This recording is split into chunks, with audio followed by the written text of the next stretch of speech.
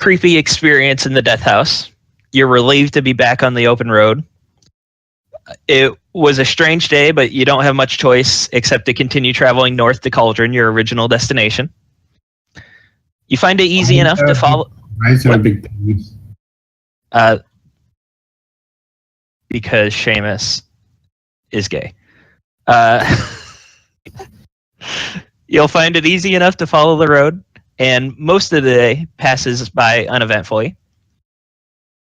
After a long day of walking, the sun has started to sink behind the treetops, and you start thinking about setting up camp. But before you can make any plans, you notice that there's someone else further up the road. It appears to be an old man dressed in tattered rags, and he seems to be heading in the same direction as you and hasn't noticed you yet. What are you guys going to do?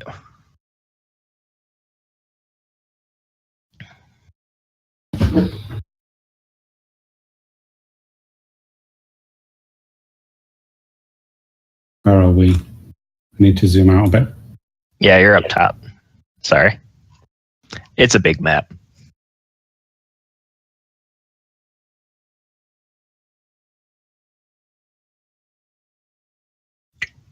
Okay, continue down the road. All right.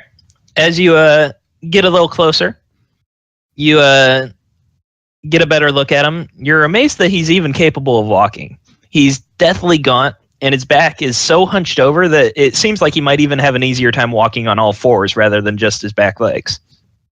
His head is a wild mane, and it's obvious he hasn't been able to groom himself in quite some time.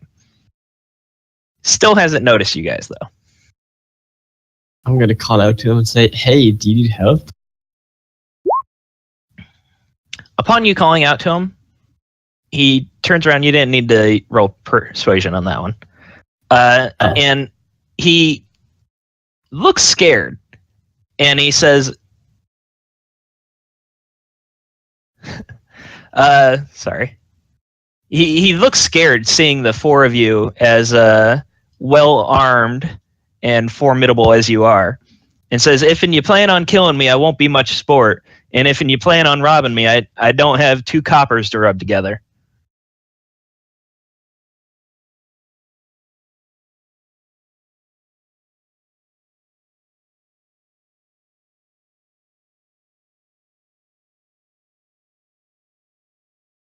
Nothing? No response? Tell him no, it's fine, we're not going to rob you. Upon hearing that, he's obviously relieved. Well, thank God for that. If it isn't too much trouble, I'm a little scared to be camping out here at night. Is there any chance that I could camp with you guys for safety? Very much.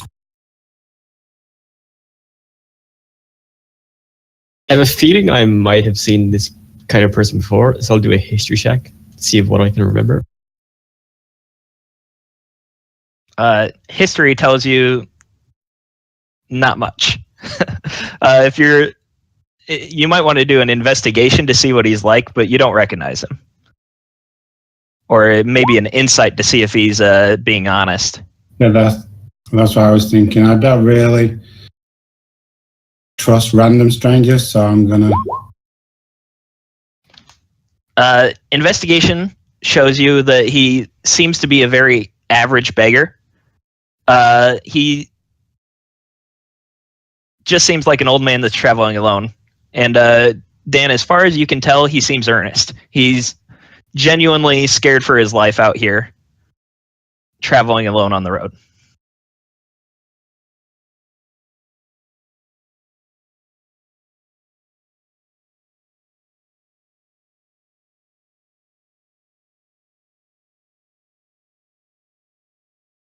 Well, I'll start a conversation amongst the party. What does everybody think about this?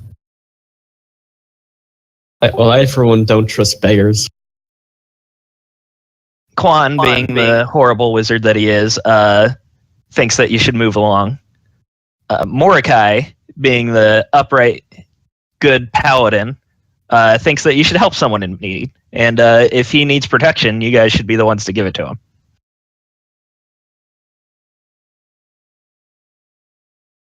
Well, are we making camp anyway? It is getting dark. You're going to have to make camp soon, yes. Okay, so we might as well invite him to our camp and see how that plays out. Again, he's obviously relieved to hear that he's going to have a safe place to stay tonight.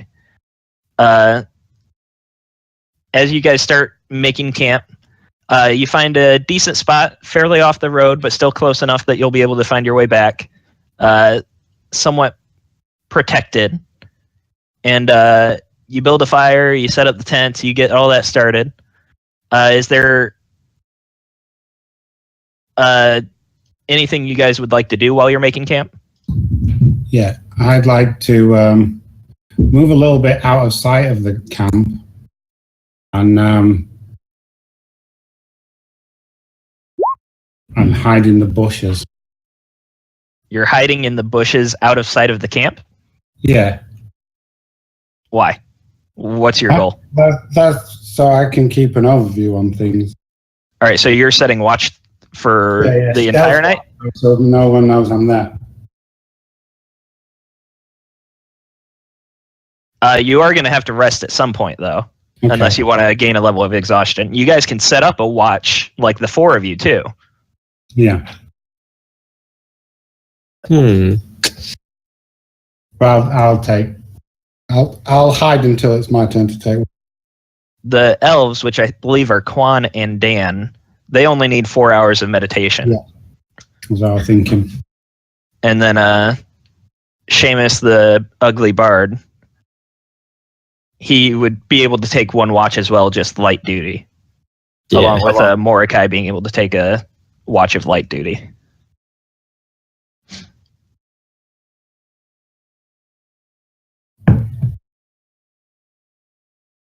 So, what's your watch order? How about that? Feel free to just decide for Mordecai and Quan.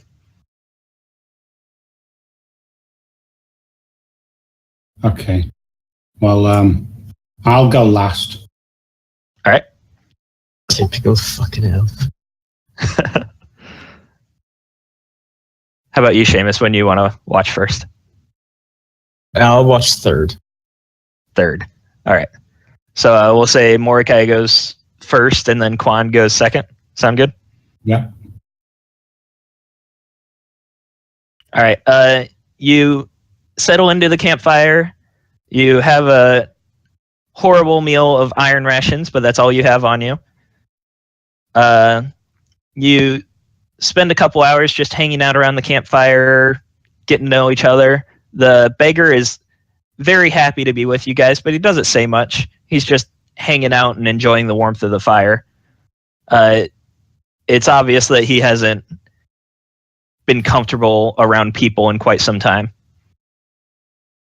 As you begin to start watch, Seamus goes first, you said, right? Yeah. Your watch passes by uneventfully, and Quan's watch begins. You guys have started to... You guys are already asleep during this watch. And you start to hear some sort of rustling in the middle of the night. Eventually, you hear a screaming. And you realize that you're under attack. So go ahead and roll for initiative, guys. If you remember, you have to click on your icon, and then on your character sheet, you click initiative.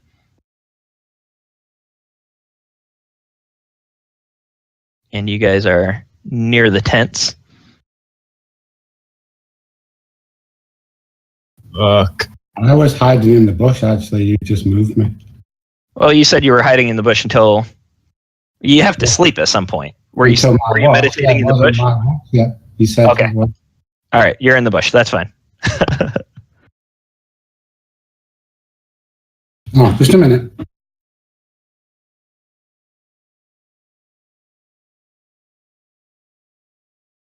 Okay. You did not click. Here, I'll do it for you. All right. Sorry. Nope, you're fine. Right, initiative. Where's that? You click on your token first, and then Where's the initiative? It is here. Let me. Oh, there you go. Right. Yeah. It says no. Do it. Get like a. It says Because no that's for pop- initiative. It's like it's giving me a. Ah, there we go.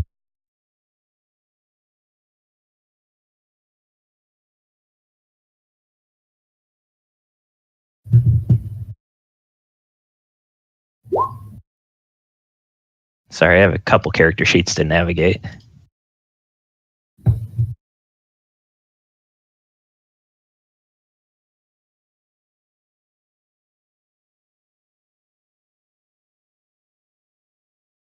The heck? Come on.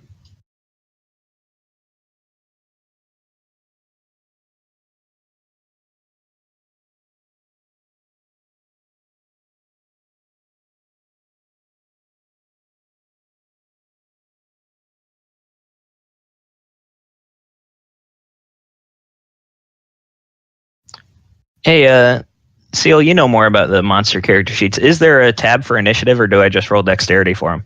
I can teach you a macro. What is it?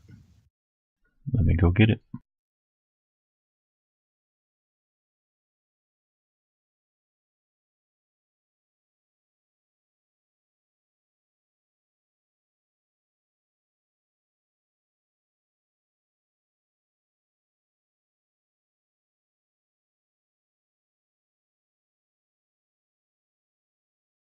Alright, so open up the character sheet and go to attributes, abilities and attributes. Yeah, I'm there. Under abilities, click add. All right. Name it initiative, make it a token action. Make it. So under actions, do that. I can't send it in Roll20, so I'm going to send it to you on Discord. Because when I try to put it in Roll20, it tries to do the macro.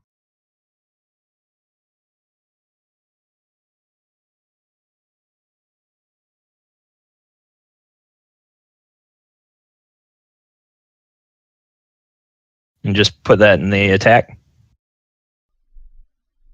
No. You're not making a new action. I'm talking about on the Just put it in the chat box.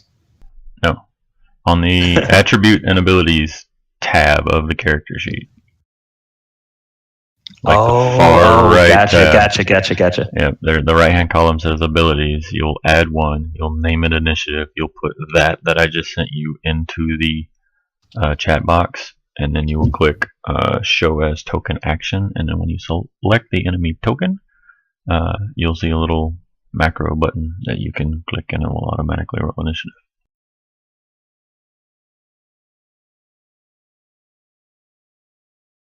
Theoretically.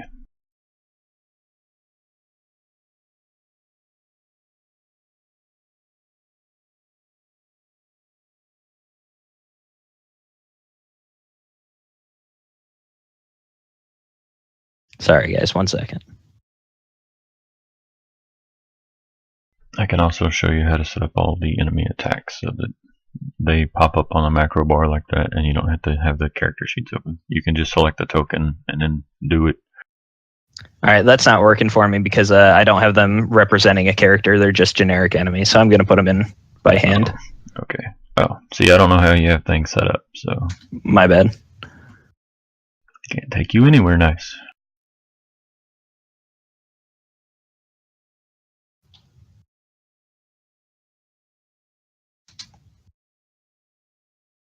All right, guys.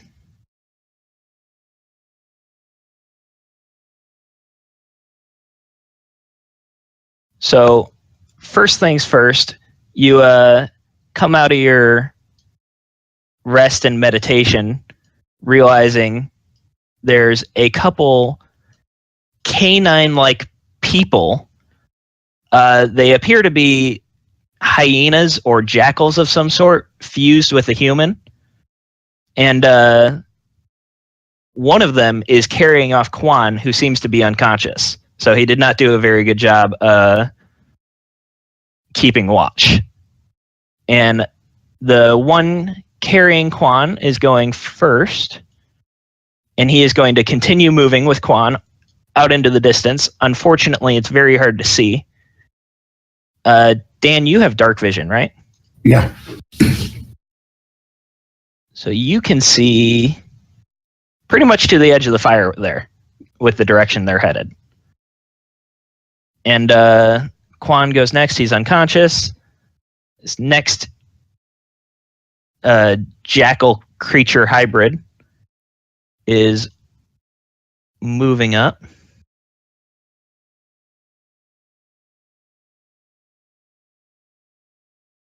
And it's going to start running towards Bigsby there.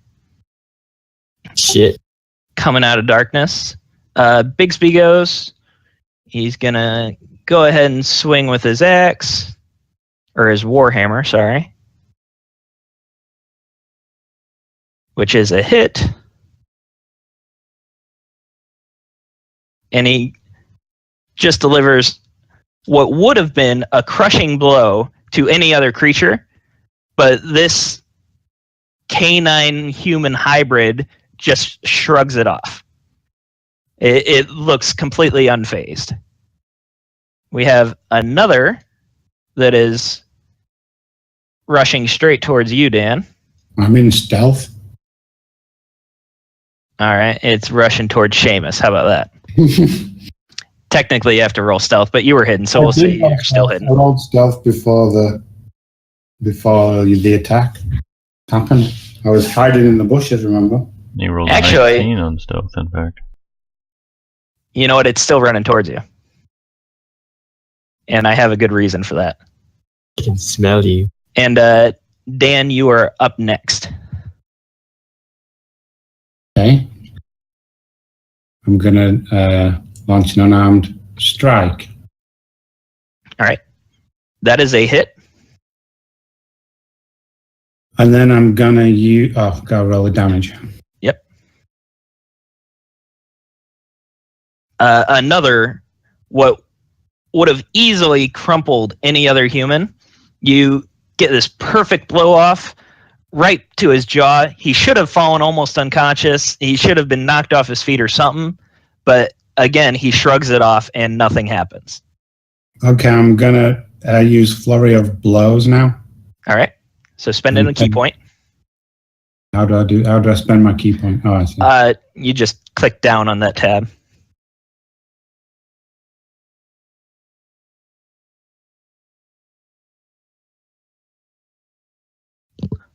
Both of those are hits.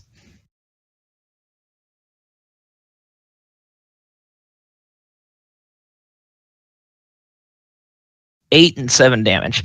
So you deliver this massive flurry of blows, everything hitting, striking at perfect pressure points, hitting him in the jugular, hitting him in the kidney. You're just tearing into him. And all it seems to do is make him even more angry. I get the feeling we're supposed to lose this fight. No, you're supposed to win this fight. You just suck at it. And we got one more that is rushing towards Bigsby again. And Seamus the Ugly Bard is up. Okay, I'm gonna go for a crossbow at the one that's nearest to me. All right.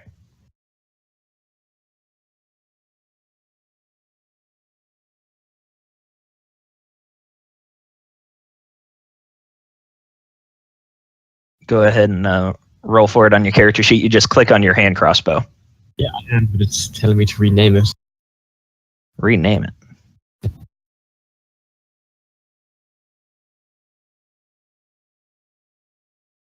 Are you clicking under attacks and spellcasting or in equipment? Yeah, attack you're in the and wrong one there. Just a little bit higher up. My mistake.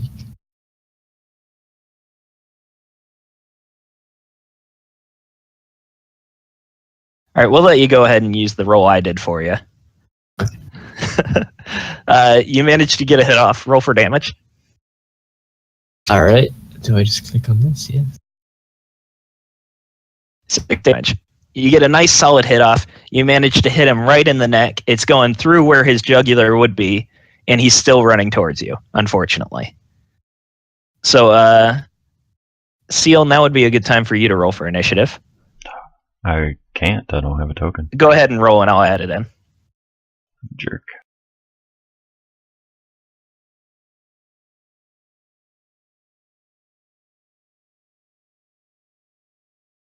$12. Got it. All right, so we have another of these creatures attacking Bigsby, slicing him, or trying to bite him in the neck, which looks like that's a hit. Poor Bixby. He's taken quite a bit of damage there. And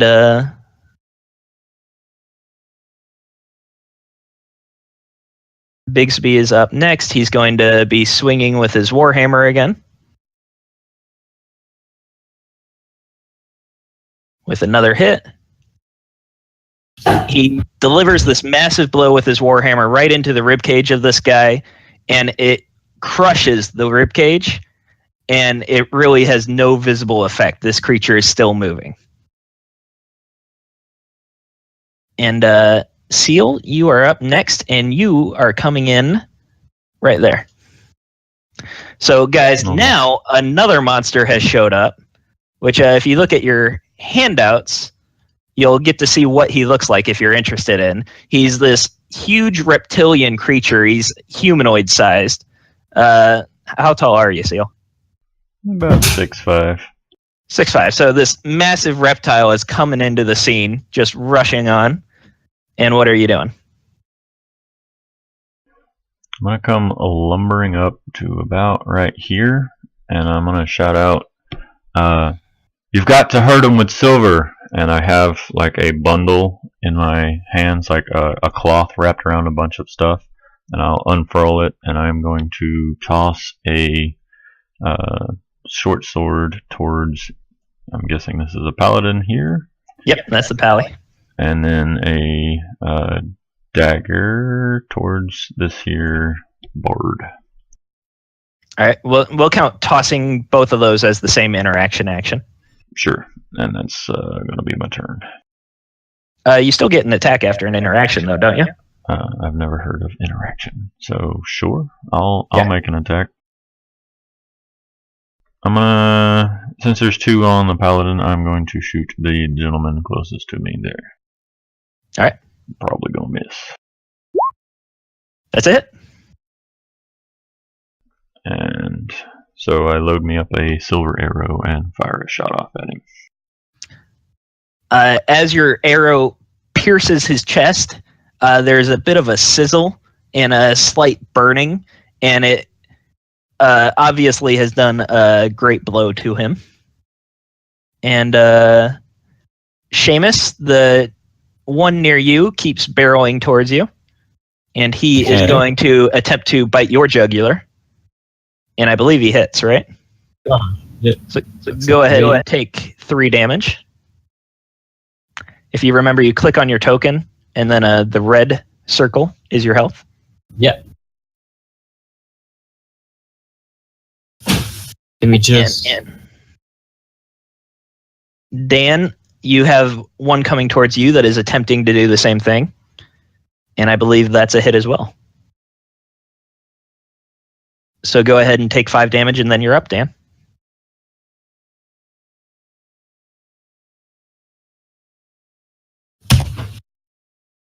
Okay, I'm going to spend my key point, and I'm going to disengage. All right. So that means you still get an action. You could disengage without spending the key point as well. But then don't I get attacked? If you disengage without spending the key point, that means that you can't make an attack. The key point allows you to make an attack and disengage at the same time. Oh, okay. I'll disengage then and back off. All right. Where are you headed? I got no silver. I have another Your speed weapon. is 45, right? My what, sorry? What's your speed? 45? My speed is 45, yeah. Yeah, so you can only make it right around to here. Well, I will use dash as a step of the wind then. Because you disengaged, that's your action. So you'd have to spend a key point to dash. That's what I'm saying. Okay. So I'll dash up. All right. So that takes care of your turn, and Seamus is up next. It's a silver dagger that was thrown to me. All right. Nice. Roll damage. I feel like that's not Let's say. correct because there should be. Yeah. It's not calculating it as a verse, or what do you call it? Finesse weapon. It's trying to use strength, not dexterity. So you would need to add your dexterity modifier. Here, let me see if I can And tweak that. Steven, you might want to change the actual item to make sure it calculates, because I have to do the same thing for rapier.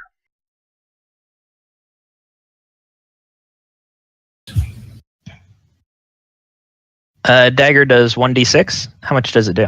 I think it does a d4. I thought so. But the main thing is that it's based off of dex, not strength. Right. All right. Kat, go ahead and roll your silver dagger again. And it'll count as a hit, but we'll go ahead and roll the damage after that.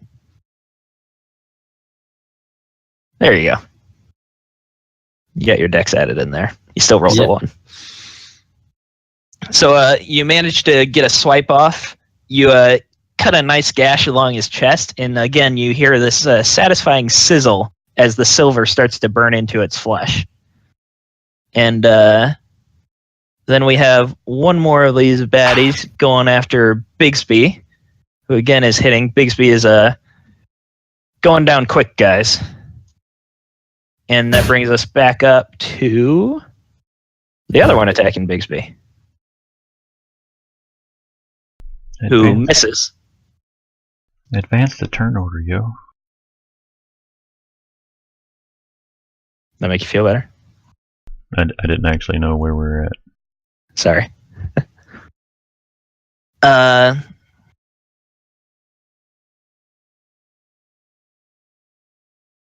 should have put silver sword in here for Bigsby as well.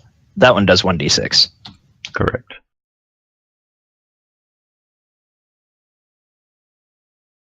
Bigsby is swinging with his newfound silver sword and hitting for 6 damage. This jackal on the left there is on its last legs. And that brings us up to Seal. I'm going to take my final silvered sword and chuck it at the gentleman that ran past. And then load up another arrow and fire it at the one that Bigsby just crush-related. Alright. So Dan, you just got a silver sword that does 1d6 damage. Okay. So I need to add that. Yes. Yeah, you can just add a short sword from the compendium and just rename it. The compendium is the eye. You just search for a short sword, and you can drag it into a new slot under your attacks and spellcasting. Put it under equipment, it works better. Oh, okay, under equipment. Seal, you managed to... It's just a regular short sword. Yes, but it's silvered. It's just renamed. Yeah, rather than having to type all the stats by hand, that'll help you out. How do I move on to my thing? So under the equipment, which is down at the bottom, hit the plus sign and it'll create a new blank gray line. And then you go to the compendium, grab yourself a short sword, and drag it into that blank line you just created, and then you should see it pop up not only in your equipment, but also under attacks and spellcasting. The equipment, not the attacks. Sorry, I told you the wrong one. Oh, equipment, not attacks. Right.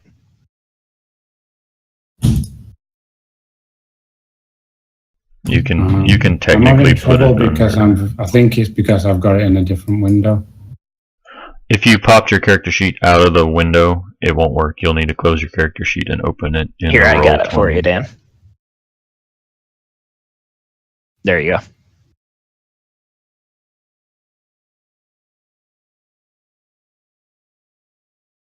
Make sure it's a dex based for him as well.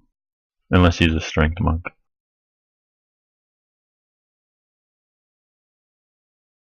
All right, you're all set, Dan.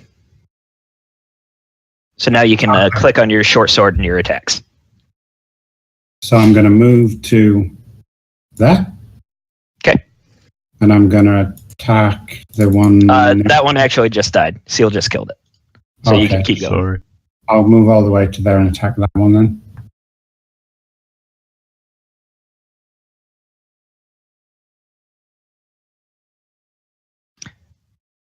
Unfortunately, that is a miss. You're kind of on unsure footing over this jackal human's body, and you weren't able to get a good, clean hit off, but you do get your bonus action still. So what can I use for my bonus action? You get to... That's whenever you're using a monk weapon, you get to use your bonus action, right? Isn't that what your character sheet says? I believe so, yeah. I believe a short sword counts as a monk weapon. What is it? So I think that means you get to... I'll attack again then. Yeah. There you go. That's a hit.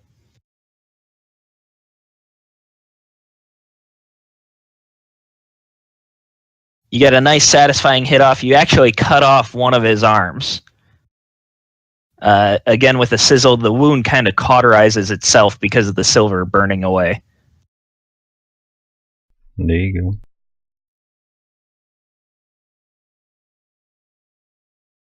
I think I skipped some people. Oh well. Yeah, it's. So we got There was this an guy enemy that's before, running up yeah. towards Seamus, who is making a bite and misses. Dan just went. Seamus is up.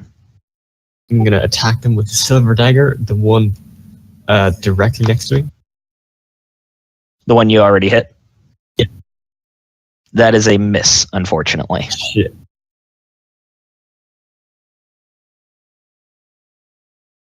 All right, so the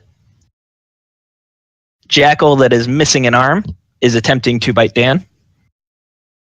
That is a hit for 5 damage, Dan. Bigsby is using his silver sword again. That is a miss. And BH, you are up. I'm an idiot. I forgot I was playing a rogue instead of a ranger. Alright, I'm gonna shoot the one that the bard just swiped at. That's a hit. But also sneak attack. Because it's next to an ally. All right. So how much extra damage you get for that? D6, right? Should be 2 at level 3. I can verify. All right. You managed to kill it. You want to describe how you killed it? I shot it in the face, obviously. Let me make sure that's right. Yeah, 3rd level sneak attack is 2d6. So I'm just gonna like draw back. The bard swipes at it and misses, and as it dodges out of the way, it catches an arrow straight to the face and crumples. All right. That leaves the jackal ware next to Seamus that is attempting to get another bite off, which I believe is a hit.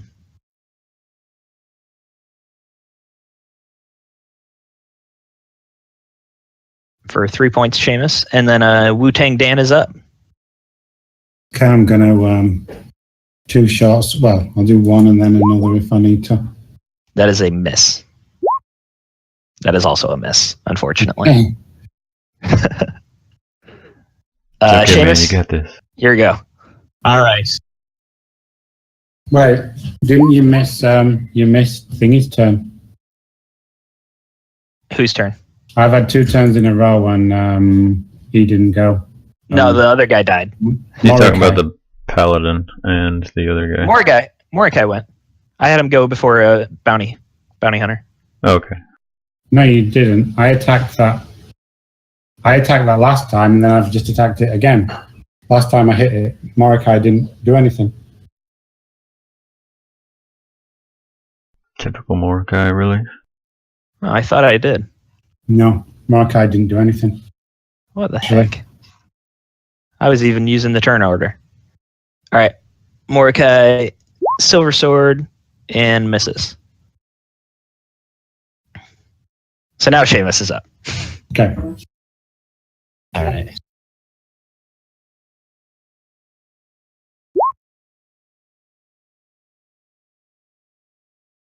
There we go. That is a miss. Jeez. Don't forget you got a couple other abilities you can use, Seamus, like your Bardic Inspiration and all that. That puts us up at the Jackal that's going to attack Bigsby. And hits him for 6 damage. Bigsby is swinging back, not forgetting. Hitting and doing 9 damage. This Jackal is on his last legs. He's obviously barely holding together. Bounty Hunter, you're up. I'm going to step forward closer to the fire and line up a shot at this guy. And shoot him.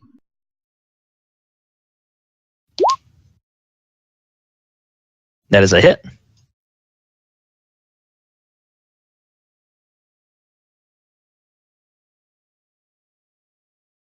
And Good job, sneak attack. does that count as a sneak attack? It's within 5 feet of an I'm saying, do I add both those together?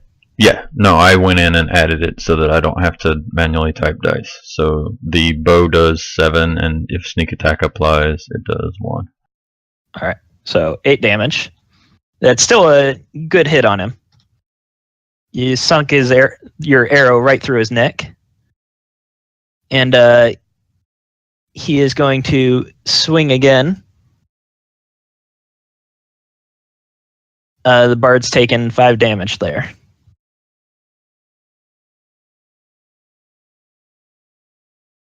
Kat, do you remember how to take damage? Yeah, you just so now I'm down to 7. Yep. Shit. And that puts us at Wu-Tang Dan. Okay, I'm going to attack with the short sword. That'll do it. That's a hit. And do you want to describe how you killed him? Chopped his head off. With a flourish? Did you do a spin first? No flourish, just a straightforward, just like really bog standard. Swung my sword and his head clean off. Like he's not worth the extra effort? And nothing fancy. Like pragmatic, chopped the head off. Yep, he left his guard open. I just sliced his head off. All right, Seamus, the ugly bard. All right. What are you doing? Silver dagger again. I apologize. I did not check this dagger to see if sorry, it was Seamus, cursed. that is not your best attack. You're fighting with him tooth and nail. He keeps trying to get bites off you, and this dagger is doing everything you can just to keep him off you. You can't get a good clean hit on him. Damn it. That puts us at Bigsby, who is just within range. Actually, his speed might be 25. So he's moving here. And he's going to cast Cure Wounds on you. So you heal for 8 points, Seamus. Ha!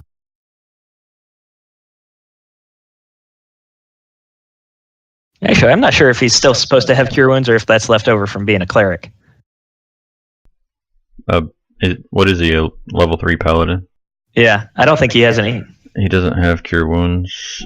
He has lay on hands though, so he has 15 hit points worth of healing he can apply with lay on hands. All right, so go ahead and take 8 points of healing with Lay on Hands.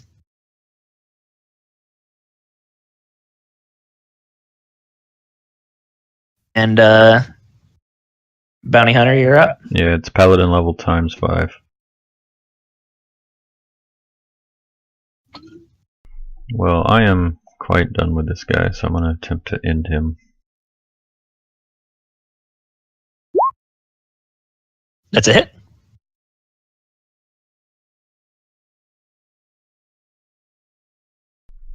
Better on sneak attack, worse on damage. You did a nice blow to him, but he's still standing. I was saving him for Seamus. Speaking of Seamus, go ahead and take 6 damage. Shit. Damage. And Seamus. Wu-Tang Dan is up. Wu-Tang's going to save us. He's on his last legs, Dan. You can get another hit if you want. Yeah, I'm going to move to him. And I'm going to short sword. And then again. The second one's a hit. How do you kill him? I do a somersault backflip over the bounty hunter. And then I do a triple spin in the air, slicing him into 12 pieces. So this one was worth the extra effort. Yeah, no, I just felt like showing off. All right, that drops us out of combat, but don't forget, guys, you are missing both the beggar, Quan, and there was another jackal that was carrying Quan off to the southeast. Wait, Quan got kidnapped? Quan Yeah. got kidnapped, yeah. I'm kind of on my last leg, so I'm going to move over to the fire and I'm going to meditate. All right, so you guys are planning on taking a long rest? I'm going to have. I don't know yeah. Quan, so I'm going to try and persuade him that we have to rest first. All right, I think it was an easy persuasion because Dan was ready to do it. Mordecai is pushing to save Quan, but he's also kind of curious who this lizard guy is. I'm going to do cure wounds on myself. Don't forget, actually, if you're doing a rest, you should spend your spell. So yeah, go ahead. Can I do it at level 3 now? You don't have a level 3 slot, so no. Level 2. So what's the plan, guys? Are you guys taking a short rest, a long rest, or what? I need to recover my health and my key. If you do a short rest, you can spend your hit dice, or if you do a long rest, you get all your hit points back. I'll have to do a long rest because I'm nearly dead. Long one. Quan's evil, anyways. They're not too worried about him. Classic Quan. He wasn't playing evil, though. He was playing like a hero. He didn't really He was playing chaotic neutral, but yeah, he did plan on killing you at that one point. But he was all worried about everybody all the time. And stuff. I don't think he likes the idea of being a bad guy, but when he's playing, he can't help but be a guy. Yeah, that's why I let him be evil, because I knew he wouldn't go all the way with it. So Mordecai is questioning this giant lizard that's hanging out with you guys. Who the hell are you? I believe I'm the one that just saved your lives. What were those guys? He kind of searches for the word. Were jackals? They've been assuming the guise of an old beggar and kidnapping people in the night.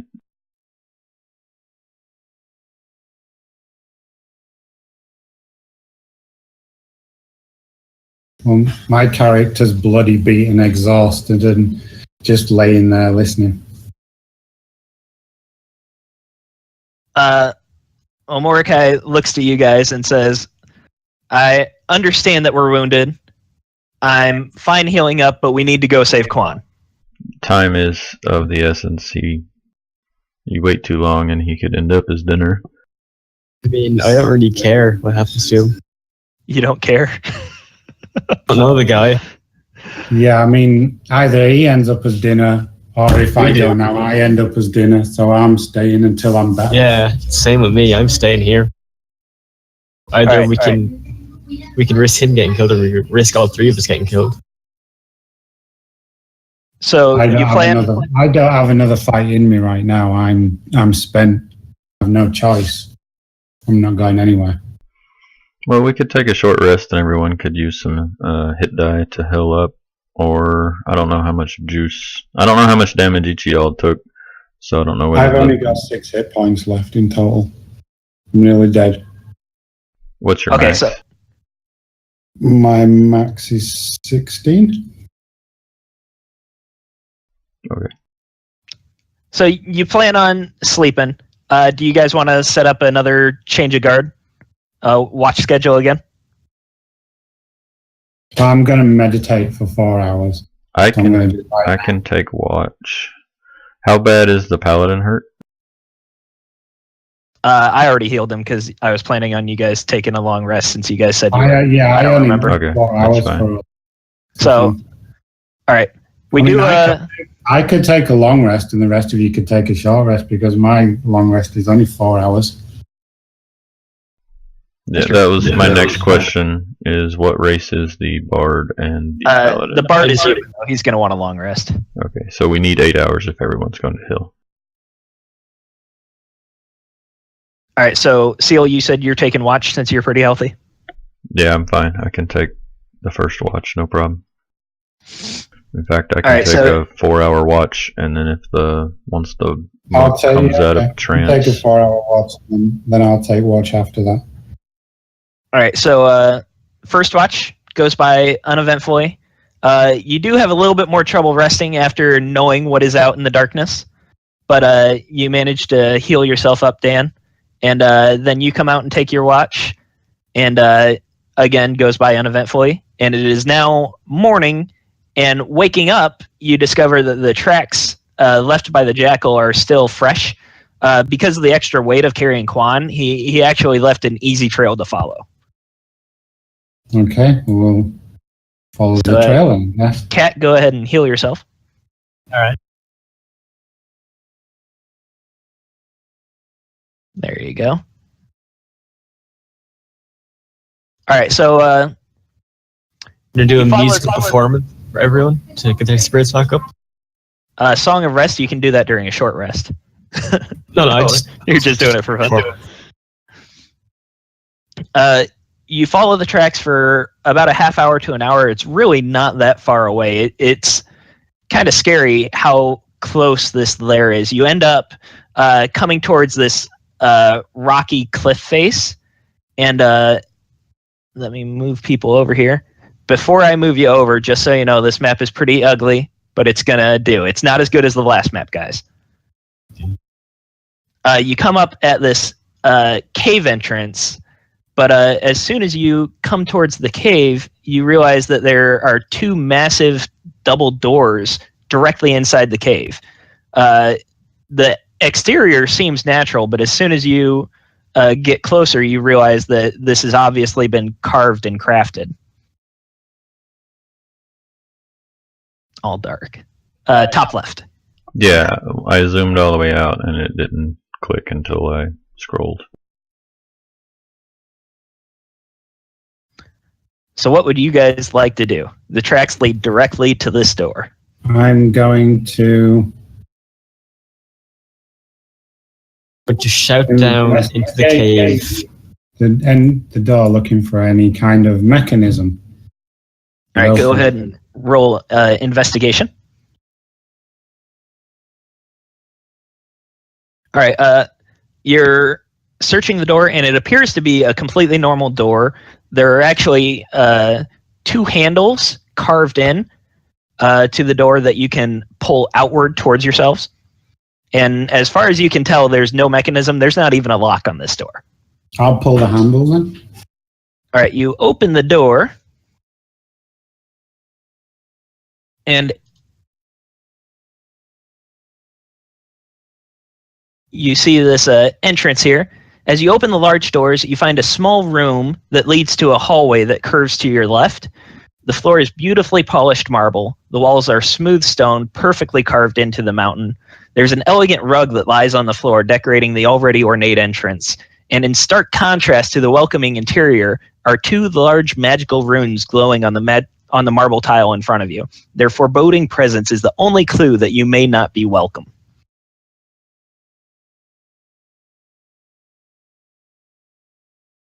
What do you guys want to do?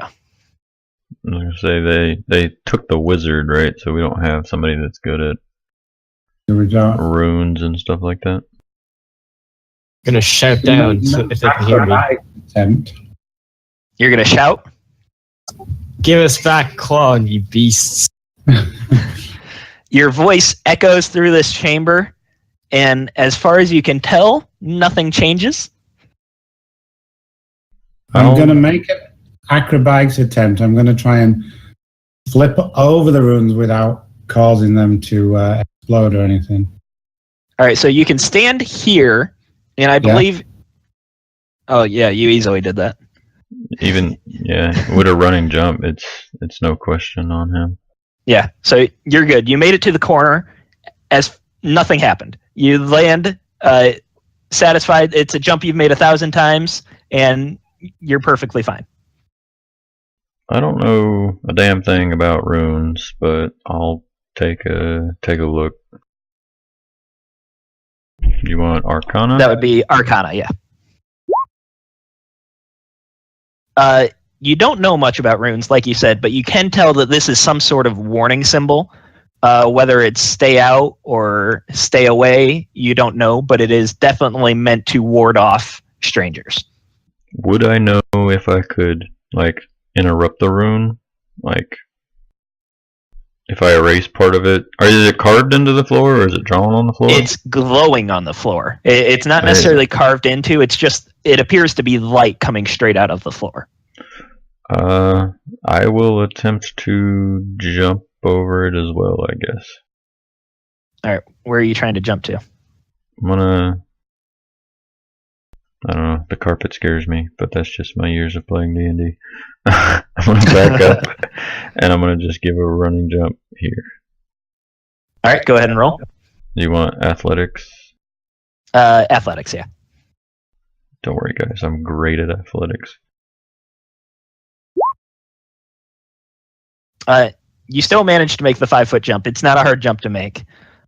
Unfortunately, you were right to be scared of the carpet because you realized that as soon as you should have landed, you passed right through the rug. It's entirely illusion. It just disappears, and you fall 10 foot down into a pit trap, taking... Can I try to grab the edge or anything? Or am I 8 damage. Go ahead and roll dexterity for half damage. Dex save? Yeah.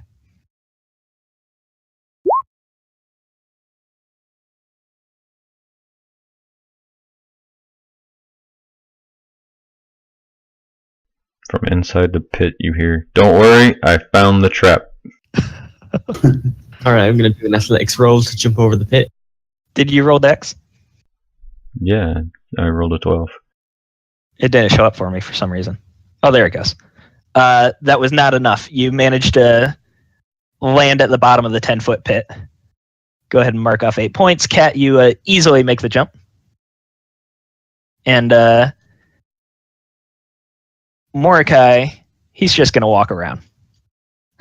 He's a dwarf. He doesn't want to jump. He sets off the runes?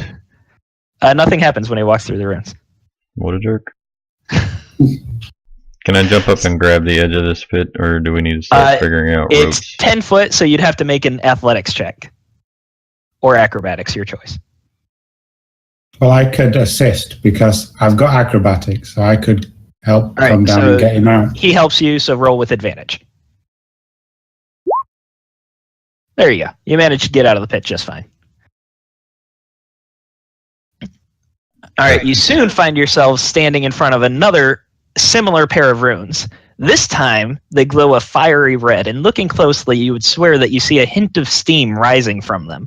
Just beyond the runes lies some sort of arcane circle that's glowing blue, and inside the circle is a small plume of smoke that rises to the ceiling before it vanishes.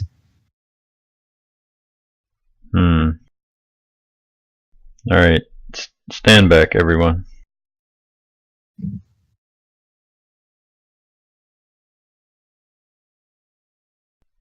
I'm gonna pull out a crowbar, and I'm gonna chuck the crowbar through these runes. Like I'm skittering it across the floor, so it goes right across the rune in front of me. Alright. you've managed to throw your crowbar. It skitters across the runes. There's a bit of flicker of light as it passes the runes, but nothing happens. Nothing discernible. Well, that didn't work. I say in character. Well, being the kind of monk that I am, again, I'm going to try and flip over, do a backflip over them. All right. Go ahead and... Where are you planning on landing? Go ahead and move your character so I know where you want to land. Yeah. All right. So go ahead and roll acrobatics again. All right, Dan. As soon as you cross over the rune, you disappear. And with a flash of smoke and fire, a large demon appears inside this blue circle. Everyone roll for initiative except Dan. Sorry, the giant voice system was going off. What happened to Dan? Dan disappeared, and a flash and smoke and fire and a demon appears in this blue circle. So everyone's rolling for initiative except Dan.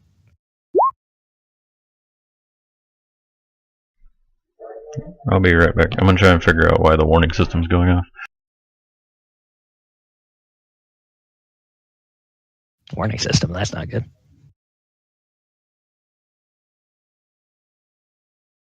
Depends what it's warning about.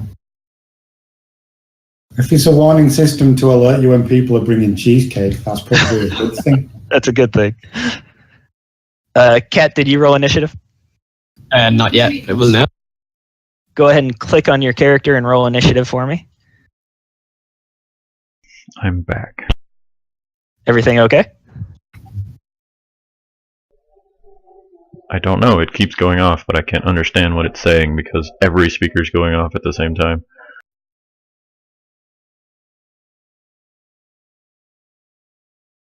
All right, so Bigsby's going first. And seeing this demon appearing, he's going to rush ahead and swing at it with his warhammer, which is a critical, and he delivers this massive blow to the demon. Unfortunately, upon delivering the blow, he realizes that the demon is actually Dan.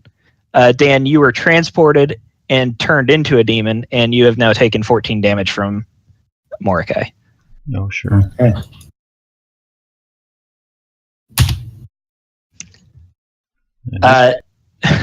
Don't forget, guys, Painful. you do still have potions, but as an apology, Mordecai is going to spend 14 points of lay on hands to heal you back up. When Kind of Mordecai ashamed of his actions. crosses the runes, nothing happens. They seem to be done. Absolutely nothing happens. Okay, I want to move forward as well. All right. So upon turning the corner, you realize that this hallway is just a dead end. At the end of the alcove, there is yet another set of glowing runes that lie on the floor, but this time they spell out a riddle. The poor have me, but the rich don't. When you eat me, you die. When you learn who I am, you'll find I'm all that bars your path. Oh, that's unfair. I know this riddle already. Yeah, it's pretty simple. I wasn't planning on it tricking you guys. I'll let the other gents have a swing at it before I reveal the answer. Say again? The poor have me, but the rich don't. When you eat me, you die. And when you learn who I am, you'll find I'm all that bars your path. Nothing. The answer is nothing. The answer is nothing. Or is it? Well, that's my answer. So I'm going to just move. Move where? Nothing bars my path. So I'm gonna Put my hand against the wall and see if there's a real wall there, yeah. You put your hand against the wall, and your hand just goes right through. Yeah. I'm going to move through them.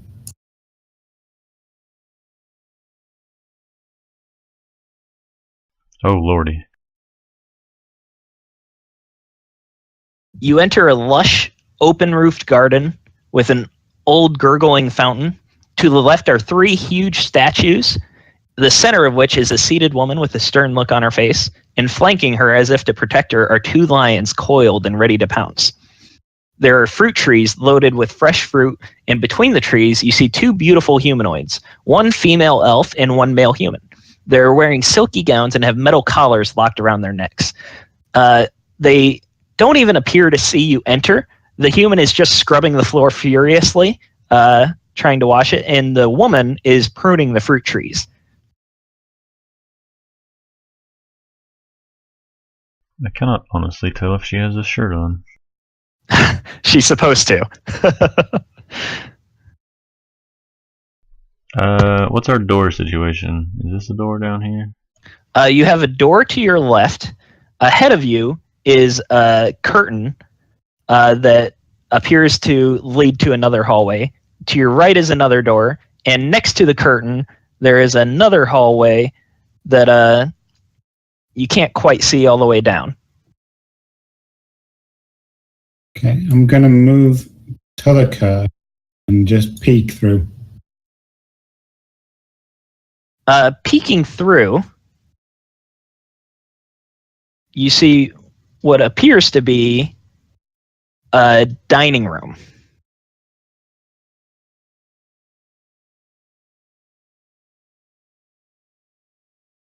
We'll say you can see about all that.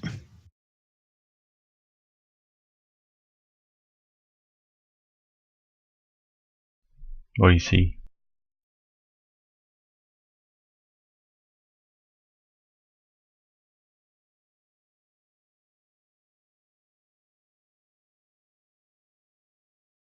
Are you going to do an action, Cap?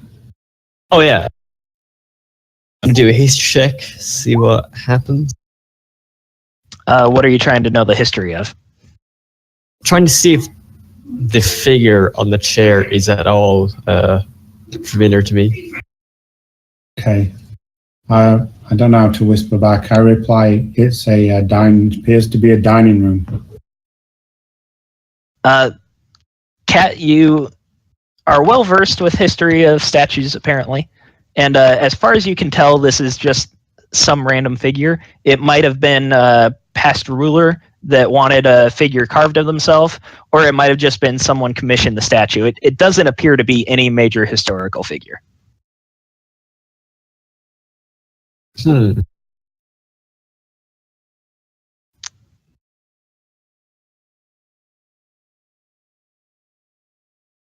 As you guys are moving through, these 2 slaves are still just minding their own business. They occasionally look at you out of the corner of their eyes and then redouble their efforts to keep cleaning and pruning these trees.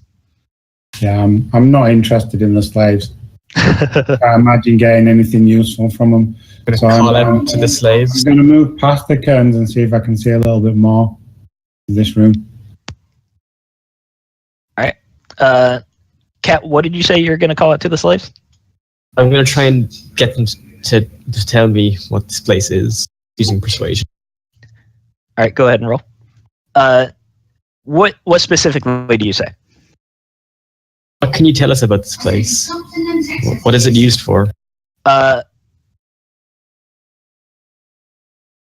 Upon hearing you, the male slave looks at you and looks down and mutters under his breath, "I'm a good slave. I must not talk to strangers. I'm a good slave. I must not talk to strangers." Dan, moving through the curtains, you enter a big dining hall with a long, well-dressed table. Upon the table lies a feast like no other you've ever seen. It would be extravagant even for a king. Every imaginable type of meat along with exotic fruits and vegetables. The scent is heavenly, irresistible. The sight of it has you salivating as you feel pangs in your stomach, reminding you how long it's been since you've had a decent meal. And as you continue moving inside the room, you start to realize how badly you need this meal. Your body has reached a point of exhaustion because of how taxing the past few days have been, and it feels like you haven't eaten in a month. And before you realize what's happening, you're at the table edge, scrambling to get a plate of food like your life depends on it. Go ahead and roll roll a wisdom save. So I was going to roll an insight check. you're focused on this food right now. You can't think of anything else except getting it inside your stomach. So roll wisdom. Where that is. You just click on wisdom on the stat. You said a wisdom save? Yeah. Is that not the right way to do it? Oh, it's a saving throw. Next to the stat, you have your saving throw. So click on the wisdom there. What? I think it's the same for monks, but yeah. So to the right of your stats. Well, yeah, it's fine. That's fine. It's going to be the same number. All right. You begin gorging yourself on this food. It's like you've never eaten in a month. You can't help yourself, but you're shoveling this food down your mouth as fast as you can, and you have no control over yourself. So we'll go ahead and move on to the rest of the party while you're shoveling food down your throat. What are you guys up to? I'm going to try and talk to the female slave this time. He's hitting on women. All right, what are you saying to him? Do you see how she's Can you tell me what this place is? Your male friend doesn't seem very open to talking. Again, she looks at you, and she looks down and mutters, "We can't talk to strangers. The mistress won't let us." Mistress? I believe she just talked to a stranger.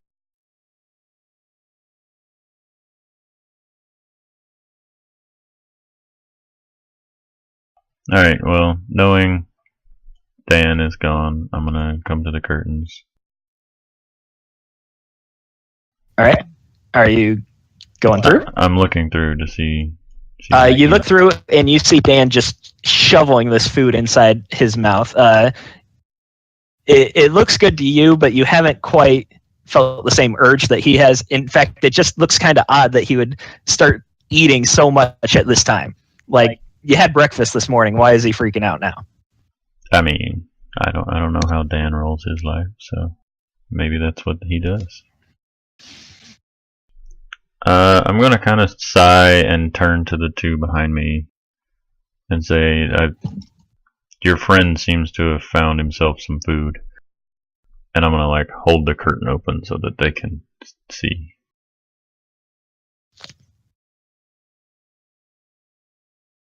Kat, what are you doing? So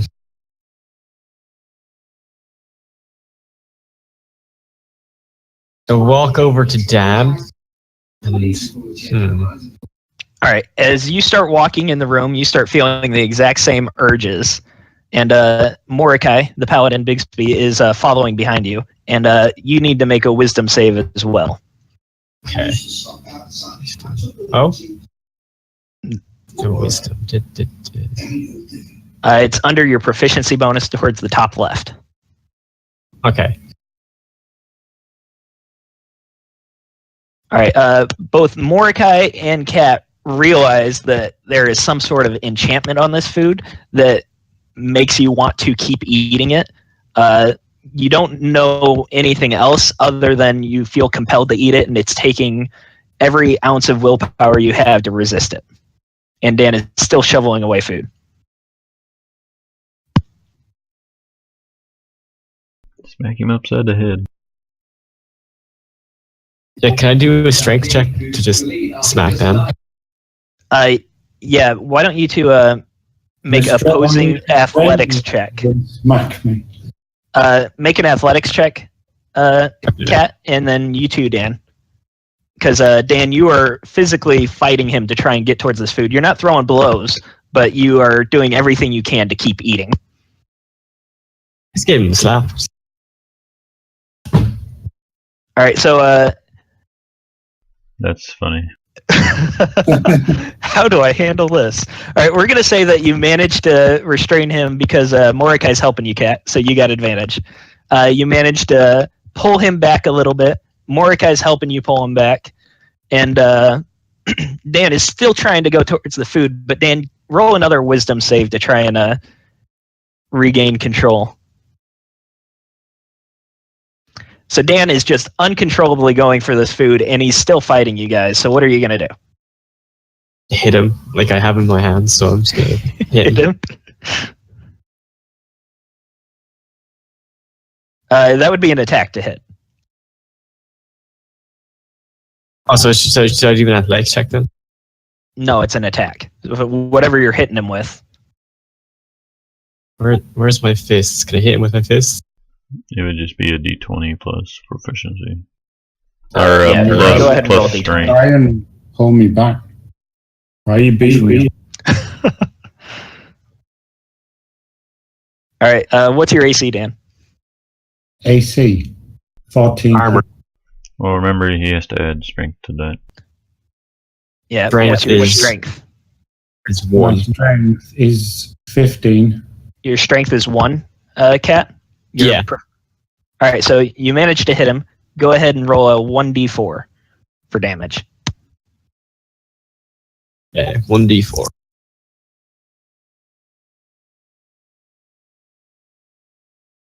Oh, the d4. I don't know what you said, sir. All right. I rolled a d4. You don't need to roll it twice, man. Dan, you take 3 damage, and as far as you can tell, it has had no effect on him, Cat. He is still struggling violently to get to this food. If he doesn't eat this food, he's going to die. Okay, I'm gonna intimidate him. Dan, what's his name? Wu-Tang Dan. Wu-Tang Dan, if you keep eating that food, I'm gonna tear your stomach open and take it out myself. That's a good intimidation. We're going to give you another will save, Dan. Wisdom, you mean? Wisdom, yes. Sorry, I'm going with an older edition. Dan is still violently going for this food. He is not intimidated by you at all. What are you trying to look for, Merc Scale? I'm just keeping an ear out, seeing if the slaves have gone to get help, if I hear anyone approaching. The etc. slaves are still just cleaning, exactly the same as before. No one is approaching as far as you can hear. Listening down that hallway, you don't hear anything. All it does is lead to a corner.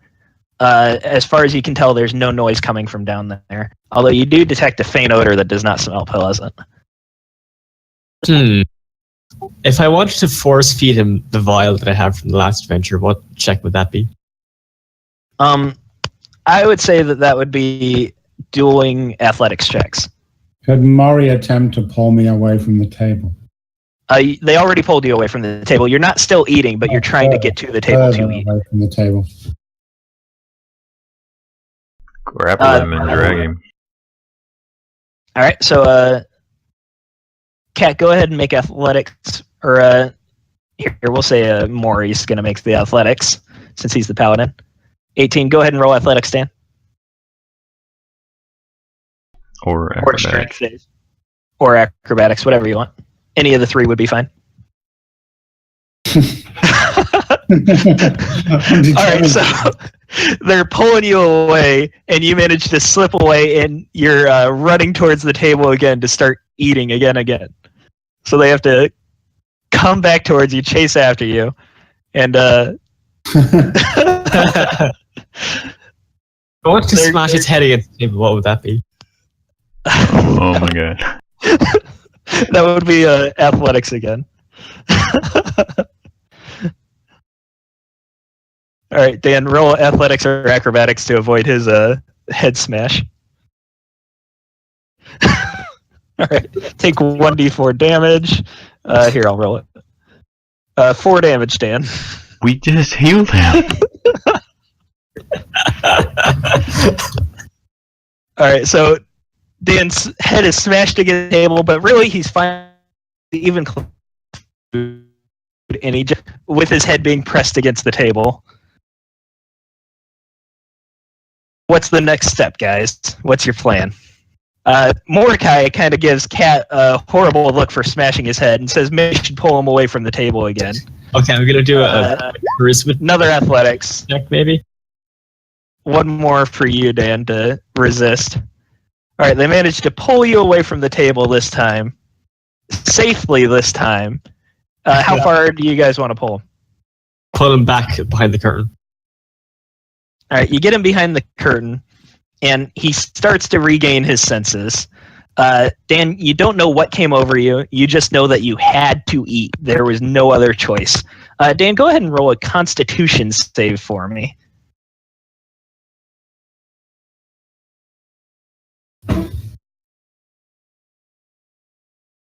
Oh, a save. Is that different? Yeah, it'll be the just same to the number right for of you. that. But it should be the same. You don't get to add your proficiency. So, Okay. Saving throws.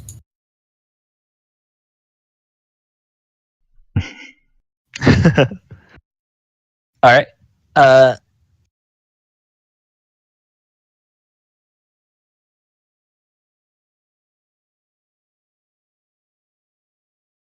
So you managed to regain your senses. What do you guys want to do?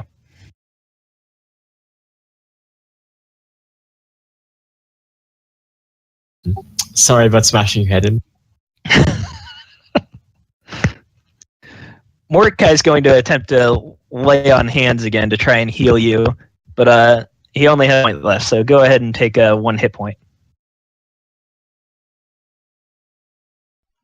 That's some glorious healing. And don't forget, guys, you still do have those vials of fluid. Yeah, go on then. I'll drink my vial of fluid to see what it is. You regain 2 hit points. It's a milky white substance. It's got a faint vanilla flavor, and it feels very good to drink it. You feel invigorated a little bit. Has it got multiple doses, or is that it? It's only 1 dose, the whole vial. So how do I get rid of it? Yeah. How do I? You Delete click on it. the lock, and then you can delete the item. The lock is at the bottom of the list.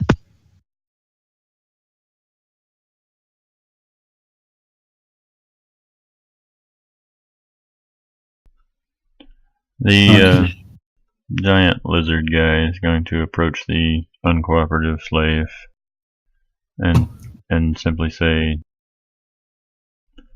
"If you tell us where they took our friend, I'll let you go. We're going to kill them all. They won't be able to capture you again." Go ahead and roll persuasion. Don't worry, guys. I'm great at persuasion. Hey. All right. At first, he has no visible effect, but he looks at you, and then he looks at this door right here, and says, "I'm a good slave. I couldn't tell you that they put him in the prison." Is he shackled in any way or anything? He just has a metal collar around his neck. Can I take a look at the Doesn't collar have shackles. and see if it would, like, is there something that's going to, based on the amount of runes and everything we've seen so far, like... The collar appears to be normal metal. It's just a circle with a hinge in the middle, and the other side is locked together. You could attempt to pick the lock and take the collar off, but he would have to stop moving for that, so you'd have to persuade him to let you. Do you want another persuasion check? Yeah, go ahead. Oh, great.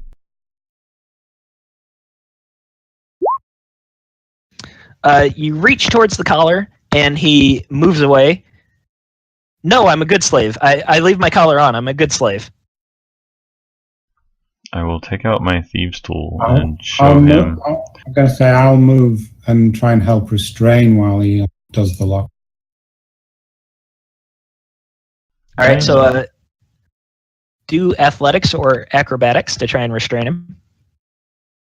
And with advantage because Seal is helping. All right, so you managed to pin him down. You've got him in one of your kung fu holds, Dan. So he's struggling, but he is still enough that... Yep, you managed to pick the lock.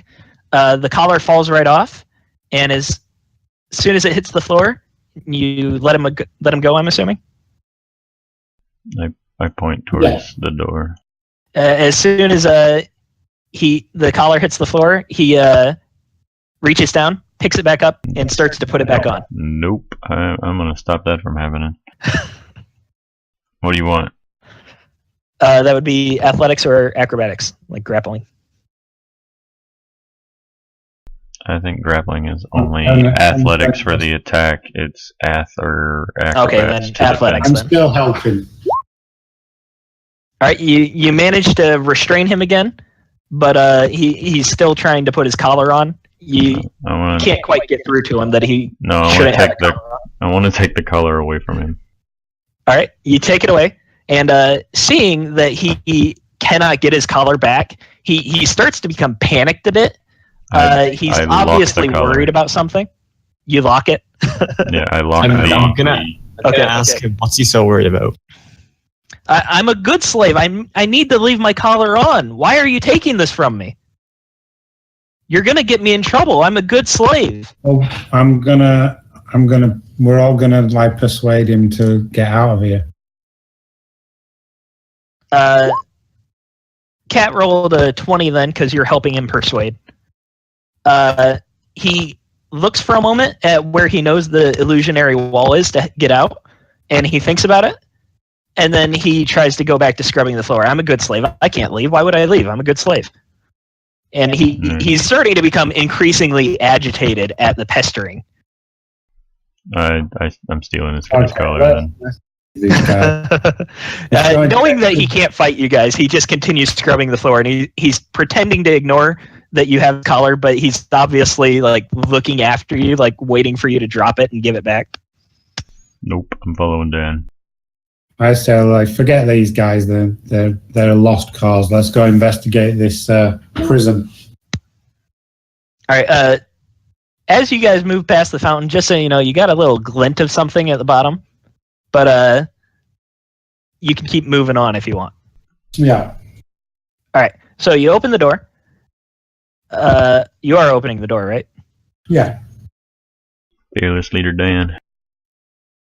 And what you find is a stairway that leads down around a corner.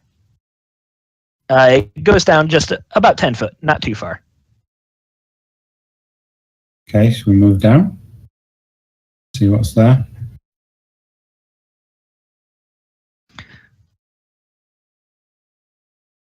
Turning the corner, you find what appears to be very poorly crafted holding cells.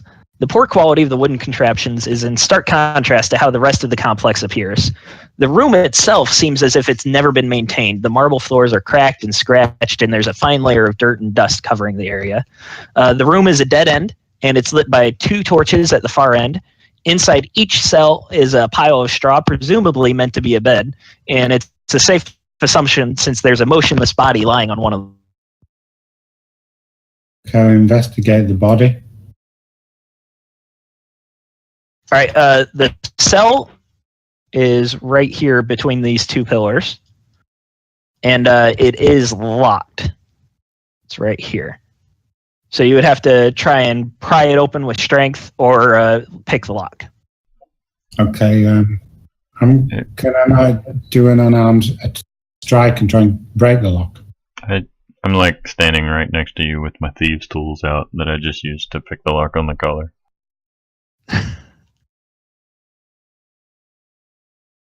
All right, so Are you offering to pick the lock? I shrug. I'm like, or you could punch it. No, I'm going to punch it. all right, so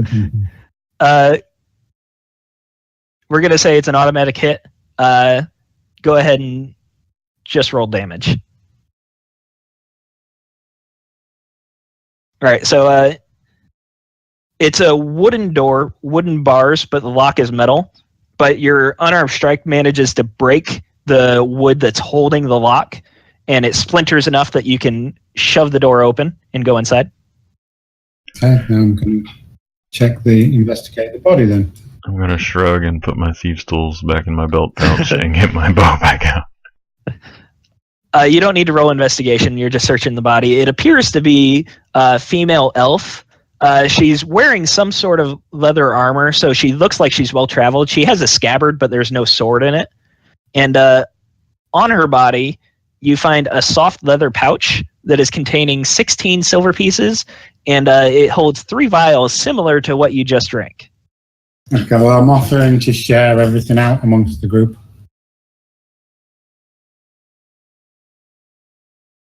Going to take one vial. All right. Cat Seal, you guys want one of the vials? I'll take one. Mordecai will take whatever's left, but if you guys take them, go ahead. And I'll take, how much silver was that? 16. Okay, I'll give each of us 4 silver pieces then. All right, so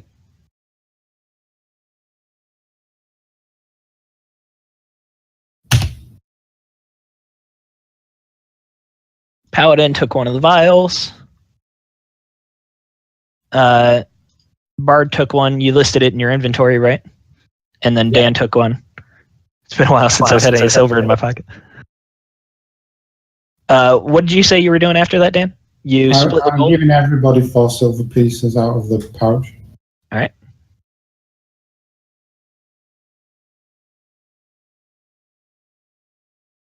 There's absolutely no one in the other. There's no one in there. Looking around, you can tell that this area has been traveled. There are footprints in the dust and dirt in the floor, and it appears as if there have been people in the cell recently, but there's no one in there now. Can I break this cell door? Yeah, or you could try to pick the lock. It's the same as the other one. I want it to not be able to be used again, basically. Okay. Is the lock able to come off? Or is it built yes, into the door? it's like a master lock. It's just one of the hinged ones that you can take. Sure. I also apologize for the dehumidifier in the background. I can't hear it. Well, sweet. It's ridiculously humid today. I'm just gonna kick the corpse's head, see how it reacts. You were not able to pick the lock seal. And the corpse does not react at all. At least we know it's dead then, for real this time. You got to double tap. You managed to break I it. move up and say, look, if you're trying to do those locks, just punch them like this, and then I punch it. Right, go ahead and roll damage. He manages to splinter it in exactly the same way, with 1 deft blow.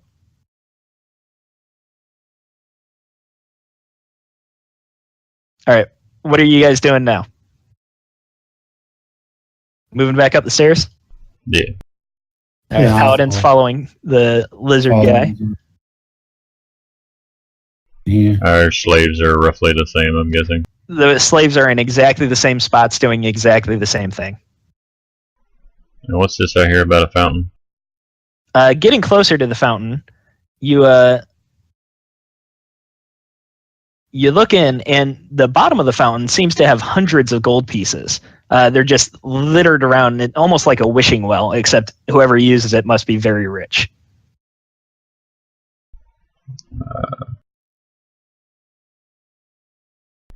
Sure, I'll be that guy.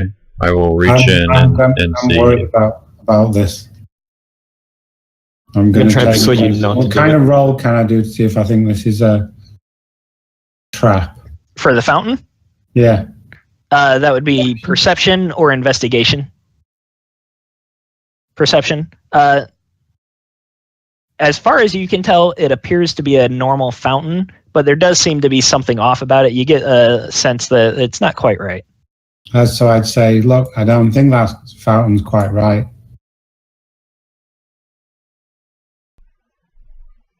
Are you still reaching in? No, I was mostly trying to tell if it was an illusion. I wasn't like, oh my god, gold pieces. I was trying to see, like, yeah. How about door number 2? Yeah.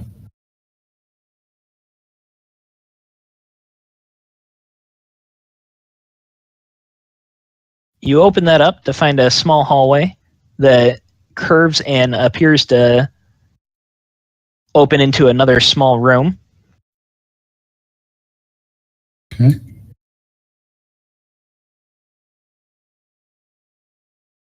If I can actually reveal it for you. It opens up to a small storage alcove. A few pots line one of the walls, while the other has a few stacked barrels. You feel a slight draft coming from where the hallway continues on, and the air contains putrid smells of like urine and manure. Can I Smells pretty investigate? fresh to me. Taking a look in the pots, or are they closed? As soon as you touch the pots, you realize that they're illusions as well. They don't actually exist. Your hand just moves right through them, but nothing bad happens to you. It's weird. What about the barrels? The barrels you open and or you can touch, and they don't disappear. They appear to be real. Why are there so many illusions in this place? They're stacked sideways, and they have some sort of liquid inside them. You could pop one open and try to see what it is, but as is, yeah. I'm gonna wait till somebody else leads the way, because I'm not a good front runner. Paladin will take the lead. He's pretty tough. So he looks through, and you see a longer hallway that again has a curve to the left, but at the end of the hallway is a door that leads on. I'll follow the paladin. Following the paladin, yeah. All right, getting to the T there, you find a small little hallway with 3 little nooks, 2 on one side, 1 on the other. 2 of them are covered by a curtain. The one on the left is a open latrine, and through the curtain you see another couple latrines, which reminds you haven't gone to the bathroom in a while. I suggest we keep on moving. All right, so moving on to the door. Yep. Kat, you like putting your token on everyone else, don't you? All right, everyone, roll for initiative. Fuck. Opening the door, you see a table with a corpse on it. There's blood everywhere. The corpse has been being gnawed on by the jackal wares that you fought previously. Not the same ones, obviously, but something very similar. Sorry, I forgot to do turn order. Yeah, once you open it, it should work. All right, we're good.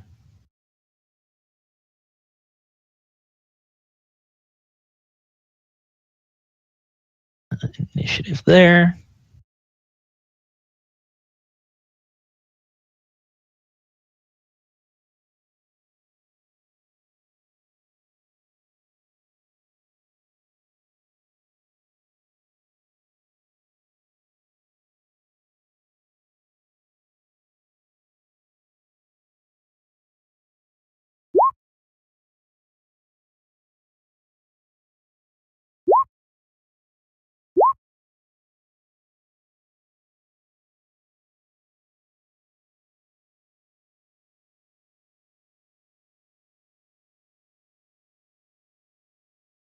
I'm gonna grab water while you plug numbers. All right. All right.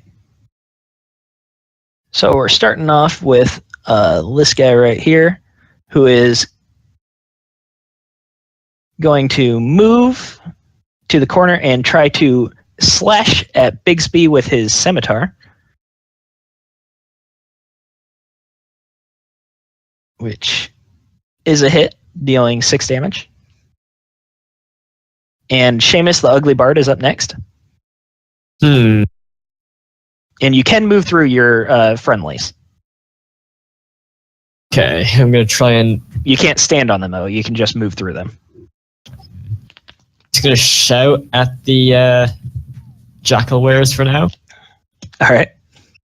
Better not have eaten our friend, you vile abominations. You could attempt to use Vicious Mockery, which is an insult spell where you have to insult them and you can cause them disadvantage on their next attack. Okay. All right, so DC 12. It fails, so it takes... You were pointing at this one right here? The one closest to the paladin. Okay. It takes 3 psychic damage and has disadvantage on its next attack. Would you like to move? Well, let's stay where I am. All right, so that brings up Bigsby, who is going to move into the room a bit and is going to swing his silvered sword, which is a hit, and delivering a massive blow to this Jackalware on the corner here.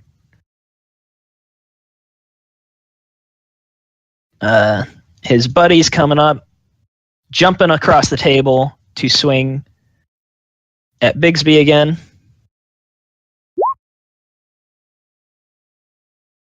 Dealing 5 damage.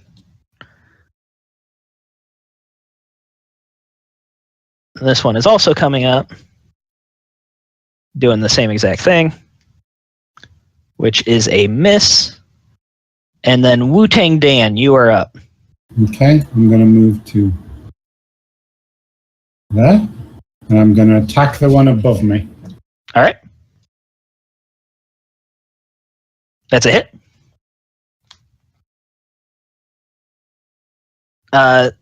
It's on its last legs, but it is still alive. A strong breeze could push it over. Okay, I'm going to...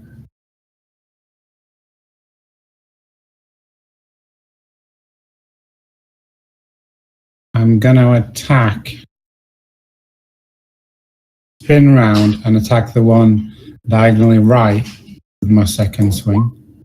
Like I've slashed one and then I'm slashing at the other. This one right here? Yeah. All right, that is a hit.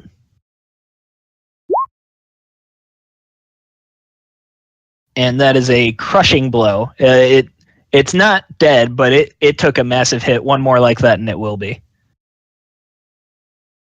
Are you done? Yeah. All right, so this guy's moving up here towards... he's going to come right here and attack Bigsby. Which is a critical, because they have advantage.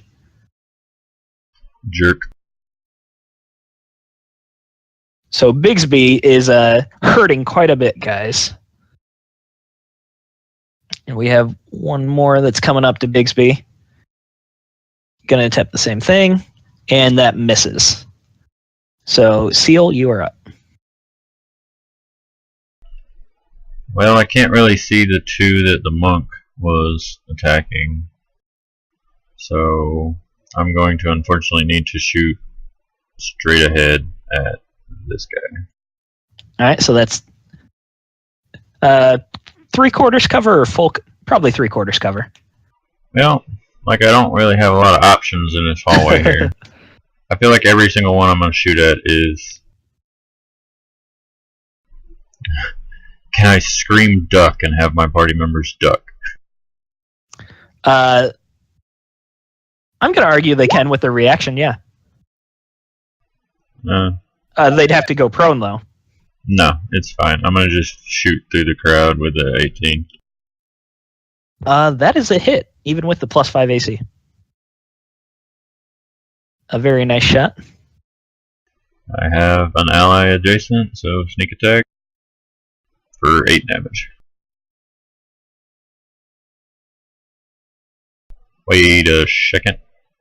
Hang on. I owe you a d6. My math didn't math. Yeah, I thought so. There you go.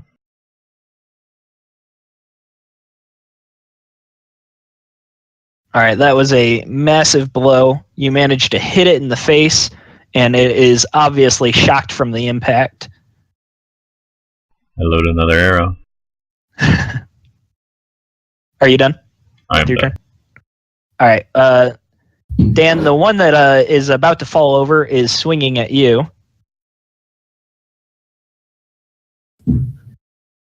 Which is a critical again, doing 12 damage. I'm dead. All right, Dan is down, guys. Well, you're not dead, you're just... Yeah. And the Jackal's staying there. So, Seamus, you're up next. You have any healing abilities for Dan here? If anything, you can force feed him a healing potion.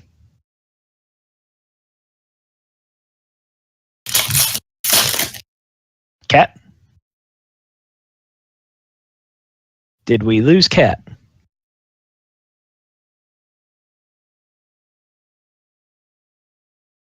Are you gone, or is your mic muted? Hmm. All right, I'll play for him. He is going to cast Healing Word on Dan. Dan, you get 4 hit points, so you're back up. Only to be hit next round. And that brings us to Bigsby.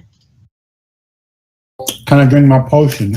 Or do I need On your turn, you can. an action for that? Bigsby's swinging his sword at the one that you hit with the arrow, which is a hit.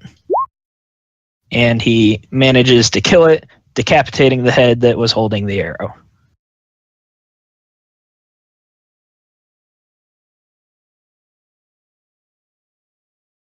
Another jackal is attacking Bigsby, attempting to bite him. Hey, sorry about making a shout there. No, you're fine. I just went for you. You healed Dan. Which was a miss. And then the other jackal is also swinging his scimitar at Bigsby, which is a hit. And Bigsby is down, guys. Shit.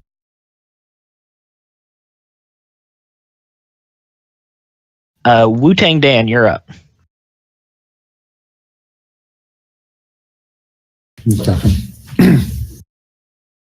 Punch some of them. Yeah, I mean, I'm screwed anyway if they hit me, so I'm just going to do what I did last time. First attack on the one above. All right. That's it? How'd you kill it? I stuck the sword into its stomach and split it up through its head in half. So Nice. the bottom half of its body's intact, but the 2 top halves kind of peel apart and it flops in a heap. All right, you got one more bonus, right? And then I'm going to continue that swing out of his head. Bring That's it a hit. down on the other one and slice that in half the other way. This one, right? Bring the head down. That's the intention. All right, so that one fluid motion did massive amounts of damage. You cut one in half entirely, and you cleaved the shoulder of the other one. He's still up, but his shoulder is like falling off from where you hit him. And are you gonna move? Can I drink my potion? Yeah, that'd be a free action. So go ahead. Okay, I'll what do I do? Here, I'll roll it. It's just 1d8. You get 4 health points.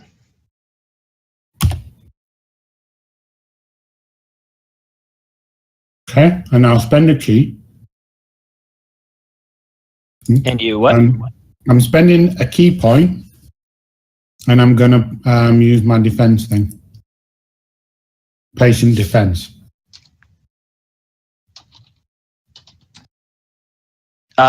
The key point is using your bonus action, which you already used, I believe. Oh, okay. So I think you're all tapped out on actions. Yeah, I'm done then. So we got Jackal he sees this ugly bard come barreling in, and it just infuriates him, and he's going to swing at him. Go ahead and take 7 damage, Cat. Mm-hmm.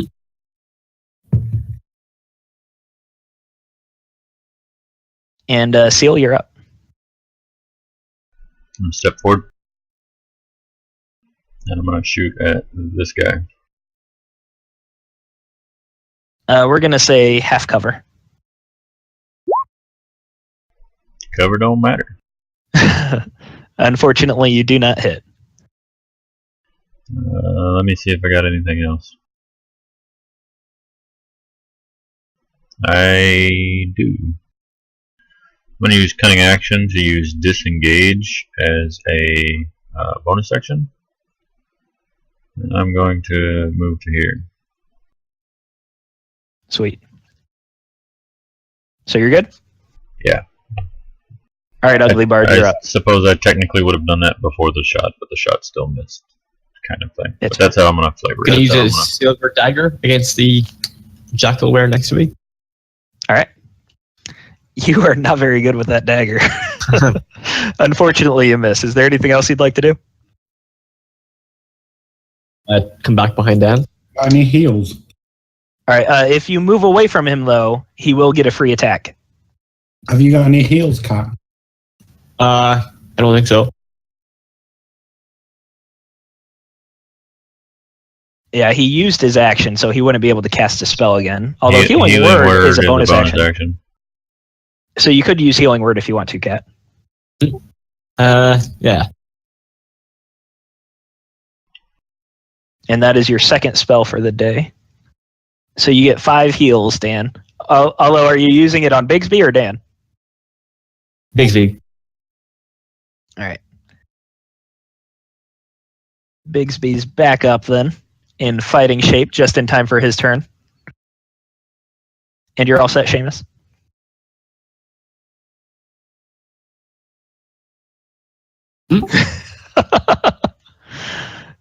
Alright, so moving on to Bigsby.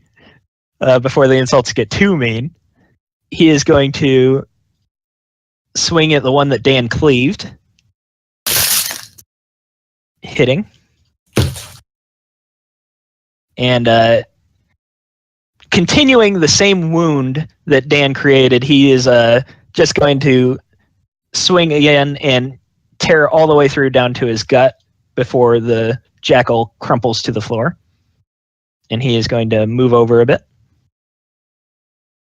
And that brings us to a jackal that's swinging at Bigsby again and missing. Jackal's going to go ahead and move all the way there around Bigsby. And Wu-Tang Dan is up.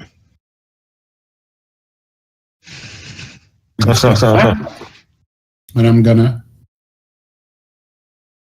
attack the one diagonally right. Short sword. That's a hit.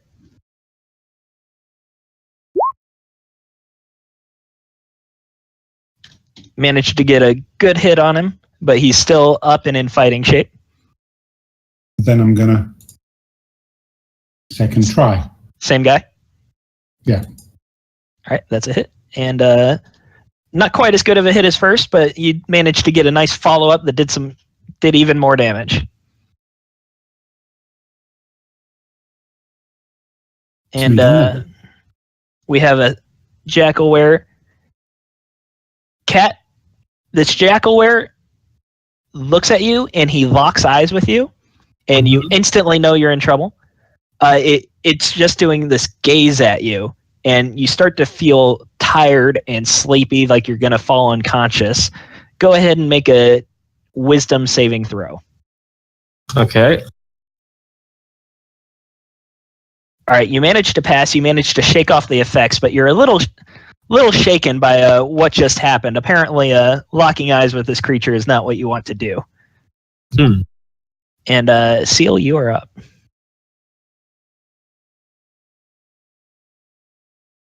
If I shoot from here, is it going to have cover? No, we'll say it's fine. You got an opening. Dan's agile enough. He moves out of the way. I need all the bonuses I can get.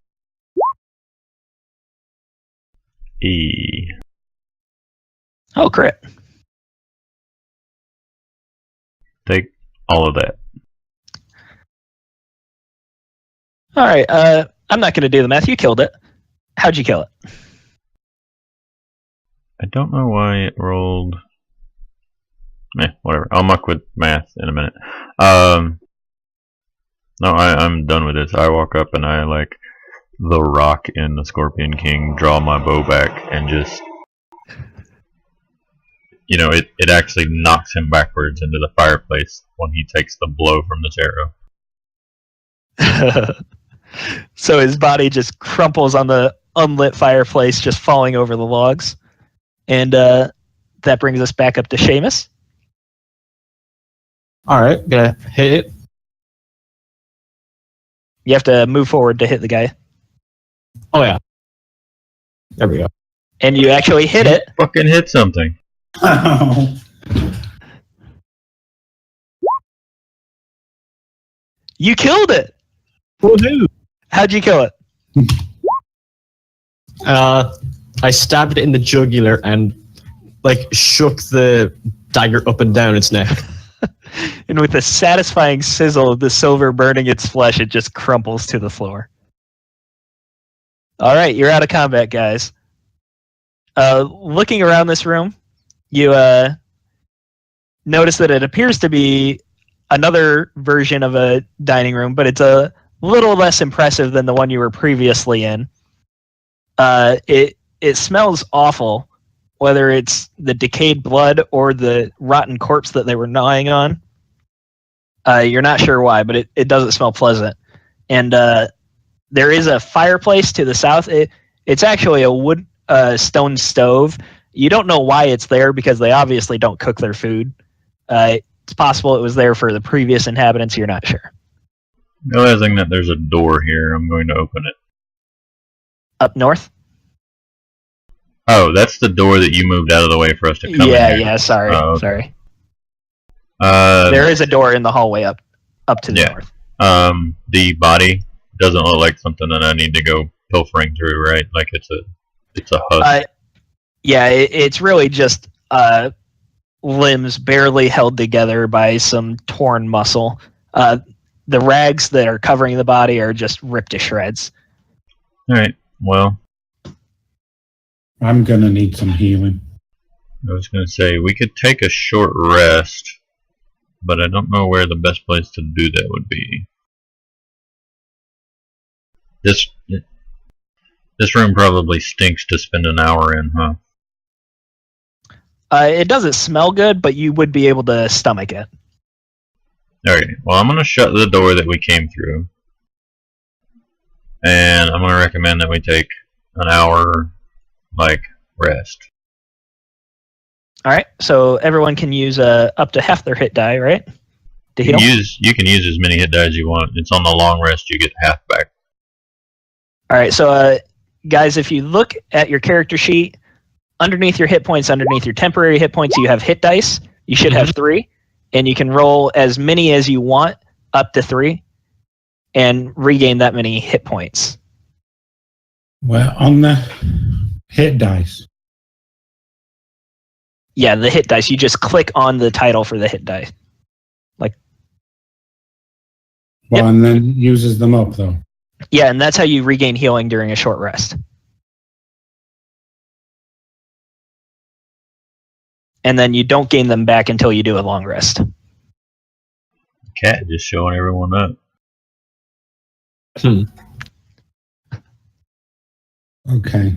And you can use up to 3, Dan. Oh, wait. I had 16. You should have 3 hit dice. No, I had 16 health. I didn't, and 9. I didn't need the third one. I'll not do the third one. Oh, okay. So I didn't mean to do those other two, so You're just rolling for the heck of it. I took the mistake. I messed up there. I'd already gone back to full health. So I didn't need the third. So you managed to hole yourselves up in this room. You rest up. There is no disturbances whatsoever. It sounds entirely quiet. I am ready to move on. Let's go. I will remind the group. It's been at least 9.5, 10 hours now. We need to find him before he ends up like this poor sod. I point to the corpse on the table. Open the door then. Is that a door? Corpse? Yeah, that's a door. I'll open the door. Opening the door. The instant you open the door, this horrible odor hits you like a brick wall. Looking inside, you find a large pile of refuse and corpses. Making the pile even more grotesque, you realize each corpse appears to have been food for some time for some type of creature, most likely the ones that you already found gnawing on a body. Each body has gnaw marks. It's been shredded. It's just a huge pile of cloth and rotten flesh. Were there no other doors in the room we were in? No, but we No, can go just back the way we came from. Can we go beyond? Can we go around the edge? There is one door. You would have to wade through the pile. Oh, okay. It really is wall to wall. Okay. You're going through? No, I'll go back around. Yeah, unless I encounter something in the hallway, I'll go ahead and move myself back to the main token.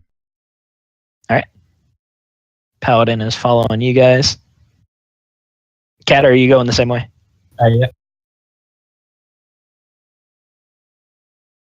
All right. So what are you doing now? Well, what is that? Just a corridor that leads down there? Yeah, as you walk through, it's a safe bet to say that it's leading to the same room.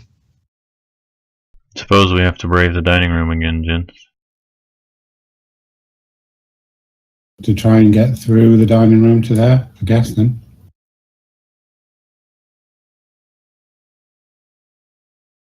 All right. So, Seal, go ahead and make a wisdom saving throw. As you guys are moving through, you're the only one who hasn't been in there yet.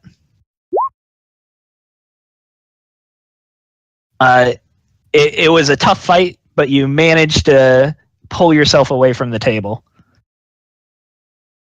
Not my style, anyways. All right, so you guys are looking ahead. All right, Dane, you stepped on the trap. Good for you. As soon as you take a step down there, you notice the stairway, but there's an audible click as you appear to have stepped on some sort of pressure plate that was hidden by an illusion. From out of the ceiling, appearing to come directly through the rock, there are 4 swarms of insects that just swoop down and surround you. And everyone roll initiative.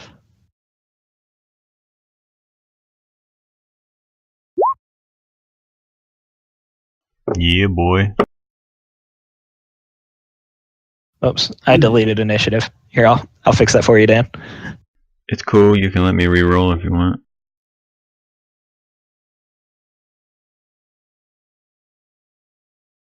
What'd you roll a 4? And Seamus rolled a 16.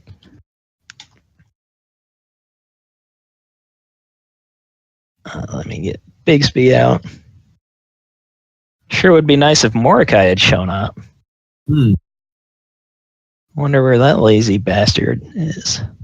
No, you don't. You know exactly where. Sleeping. All right. So now we have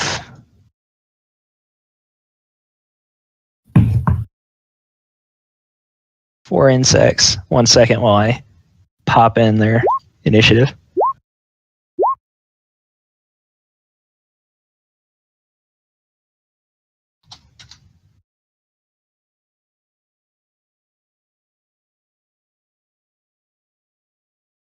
Why did it have to be bugs?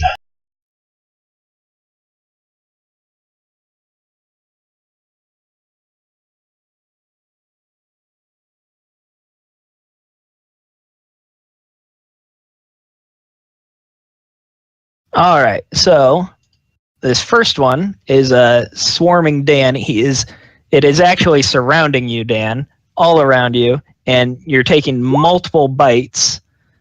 What's your AC? 14. Oh, look who's here, Mordecai.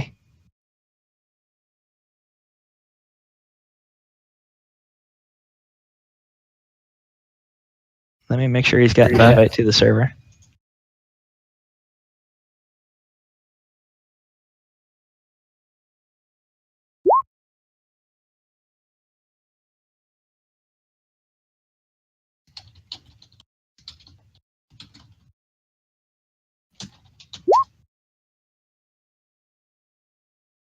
All right, they managed not to get you. You're moving too quick. You're flicking them off as they're swarming you. But you have another swarm that is still attacking you. And that one hits Hello? you for 7 damage. Hey, Mordecai, about time you showed up. Yeah. Sorry, I had to drive dusk. Excuses. You're in the middle of fighting a swarm of insects right now. You're trying to save Quan. He's been kidnapped. A swarm of insects. So, Dan, you took 7 damage, right? Yeah.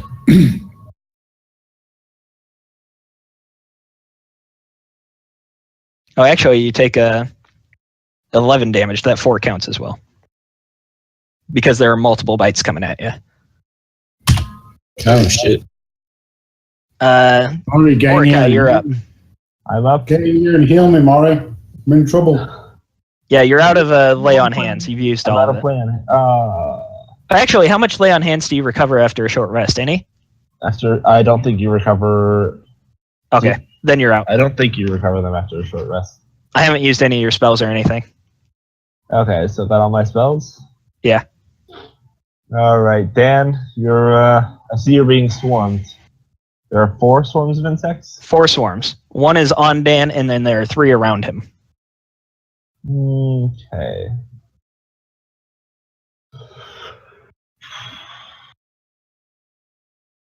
Who's this guy surrounded by flowers? Is that Cat? That's Cat. And then just to the right, you have a lizard folk friend that's been helping you out. Okay.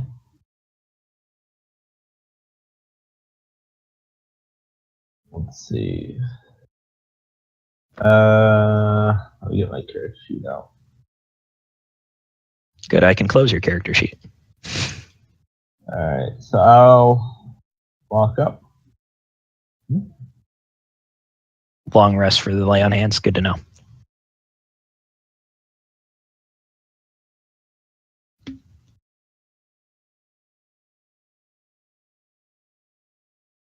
Right.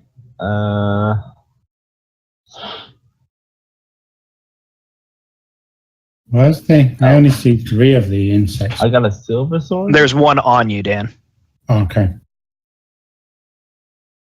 Yeah, you were fighting a jackalware, so your lizard folk friend lent you a silver sword. Okay.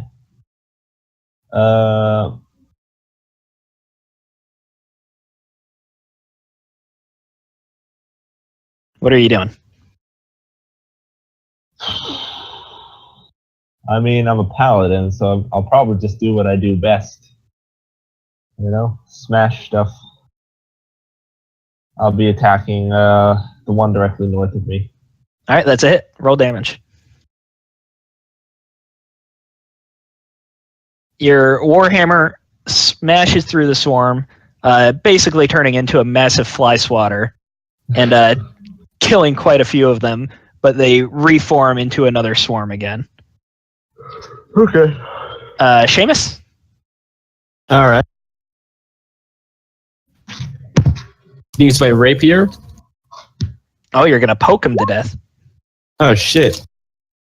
Oh, you're gonna try. So only had 1 successful hit the whole adventure. Yeah, that's a miss.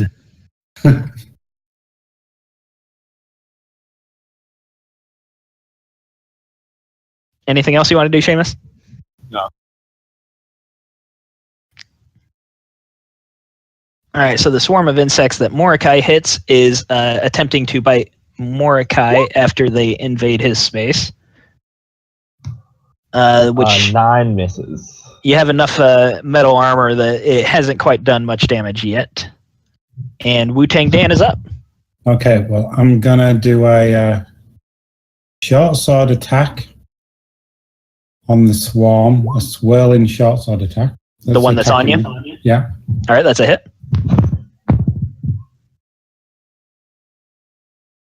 All right, you managed to slice a few of them. Okay, and then I'm going to spend 1 key point. And I'm going to go into my patient defense stance. Which is dodge, right? Allows me to dodge them when I get attacked. Awesome. So that's what I'm going to do. Which means that this bite coming at you, Dan, has disadvantage and misses. Merc Claw, you're up. or Merc scale. What's your name? It's Merc scale. racist. We all look the same, do we? Yep. Alright, so what are my options here? Because I'm going to guess that shooting an arrow at a group of insects on top of the monk is not the way that I want to go. You could do it, but it would have resistance. Yeah, can I, like, attempt to squash them? Like, if I ran against the wall or something weird? Like, I don't have a lot of options here. You could attempt to run against the wall and squash them, but you'd probably do as much damage to yourself as you would to them. Well, I have a rapier and a dagger, and I don't. Use your sword and use your arrow and do a trick shot where it bounces off all the through the pool repeatedly.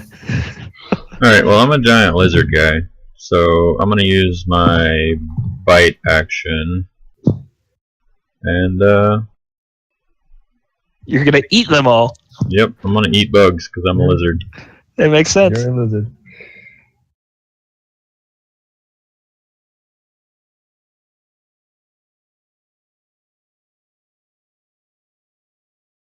Oh, +2. That's a hit. And would that be considered piercing damage? It'd be crushing if it's a bug, would it? I have to go check the. It doesn't actual matter. I'm weapon. going to rule that it doesn't have resistance because you're eating them with one large gulp. All right, you managed to take out about a quarter of them. You got a nice big bite of bugs, and you're just chomping away. You know, Dan was eating the food on the table, and you're eating the bugs. Told you it wasn't my style. Anything else? So, because I have hungry jaws, I can use a bonus action and make a special attack with my bite, and if the attack hit, it deals normal damage, and I gain some free hit points equal to my con. So I'm gonna use that now, just cause. To regain hit points? Mostly because it's another attack. All right. That's it?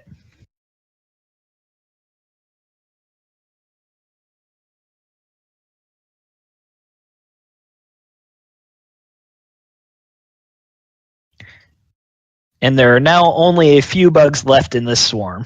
I also gain 10 hit points. And you are starting to feel full. All right, we have the swarm that is on Dan attacking. They still have disadvantage. Your AC is 11, though. 14. Oh, so they miss. Awesome. And then the other one is going to start swarming Cat, the ugly bard. Oh, fuck. What's your AC, Cat? AC is 13. All right, so they miss as well. You managed to fighting them off. And Mordecai, you're up. I'm up. Well, since smashing worked pretty well last time, I'll move to here. Or wait, there's one on top of me, isn't there? Yes, there is. Can I attack that without disadvantage or anything? Yes, you can. Okay. So I'll attempt to smash.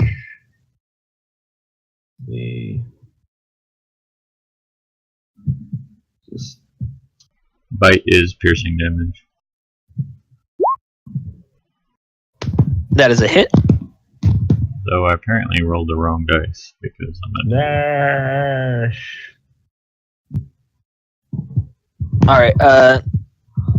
You have obviously done quite a bit of damage to this swarm, but it's still flying around you. All right. Y'all done? I think so. Actually, wait. Shit. Do I get Go two ahead. attacks at this level? I don't know. 5 is normally where double attacks normally come in. Is it 5? Hold on. All right, Seamus, you go ahead and go, and if he does Yeah, one, go he ahead. can do it after. All right. Use the dagger. Yeah, it's at 5th level. Hey, you got the hang of that dagger. Unfortunately, you're still not doing much damage.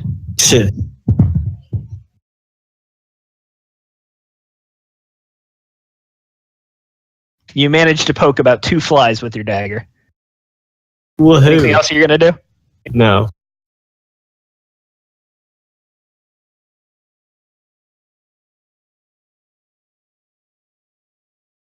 So we have insects biting Mordecai.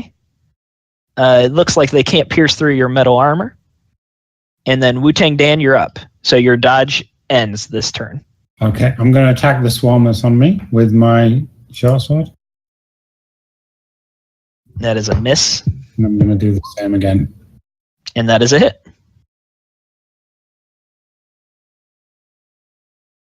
All right, you managed to slice through even more. You're doing damage, but the swarm just keeps reforming around them. You can tell it's getting smaller, but it is still there, and it's still swarming around you. Okay, that's me done. All right, so now this swarm that has taken quite a few bites is swarming Merc scale and is attempting to start biting him. I believe that's a hit for 13. Yeah. And you're up. I'm going to Merc bite him scale. again.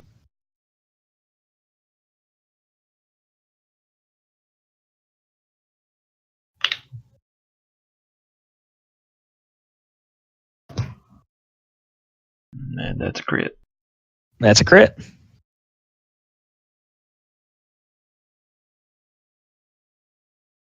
All right, you have gulped the last insect in that swarm. You have ate the entire swarm. Don't be jealous. Anything else? That is my turn. Yeah, does this count as his meal for the day? It does. All right, Dan, the swarm that is on top of you is biting. And then Cat, the swarm on top of you is biting as well. Which, Dan, it looks like you're taking 11 damage. Is that putting you down? That's putting me down, yeah. And Cat, you're taking 18. That can't be right, can it? My armor class is 13, so... Oh, I'm sorry. It has half its hit points, so you don't take the 4. You just take 7, Dan. And Cat, you're taking the full 18. I only have 6. I'm Did down I? anyway. Your armor class is what, Cat? 13. Oh, so it misses. My bad. Should I have been hit for 13 last time then? No, you should have only taken 10. Hey, I'll take what I can get. I'm dead. All right, so Bigsby, you're up. Did you play me smart and leave me with another point of lay on hands left? You have no lay on hands. I think you have a healing potion, though. Do I? I have a potion of greater healing. You got 2 of those. Yeah. All right. Well, Dan is down, so I'll just give him a potion, I guess. You fight on because most of the bugs are gone, aren't they? 6 points, Dan. Okay. This is where I was before I got killed. Anything else, Bigsby? I thought it was 1d8 plus 2, I think. All right, take 8 points, Dan. I've been doing 1d8, but I haven't been worried about it. Or I'm not sure. It's like... I never actually said it was a potion of greater healing. I just said it was a vial. The default healing potion is 2d4 plus 2, and I think a greater one. 4d4 plus 4? This potion does 1d8 plus 2, so you get 8 points, Dan. So, Okay. DMPI. All right, so you're done, Bigsby? That's a regular potion of healing. I think that's all I can do, right? All right, I Seamus. guess I can move, but I'm not going to do that. What are you up to, Ugly Bard? I'm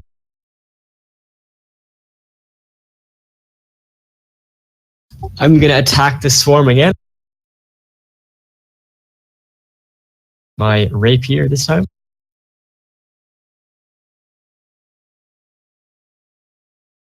Kat, I think you get to do a bonus action with your dagger if you're 2-weapon fighting. What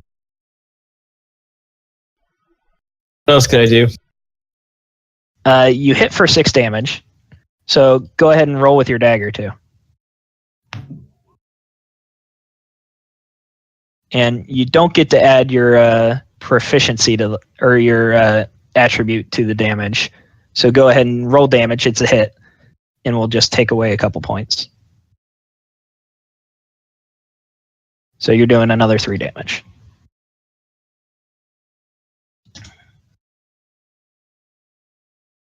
All right. Mordecai, you are being bitten again. Nothing happens. Wu-Tang Dan, you're up.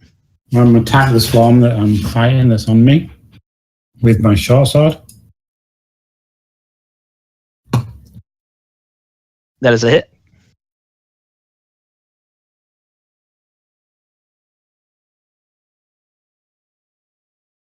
All right, there's only a few bugs left, but they're still biting at you. Okay, so for my bonus action, I'll do the same again. That is a miss. All right, Merc scale.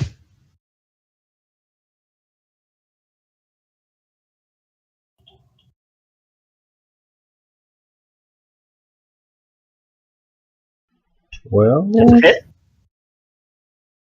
Which one are you biting at? The one on you's dead. Monk. Yeah, the one on The monk. Okay. 1 damage. You managed to grab one of them, but there's still a few left. Anything else? Nope. All right, Dan, they're biting you for, I believe you take 5 damage on that. You only take the second one. And then Cat, you are taking 5 damage as well. And Bigsby is up. All right. I'm gonna test. No one's down, are they? No. All right. Then I'll just smash again.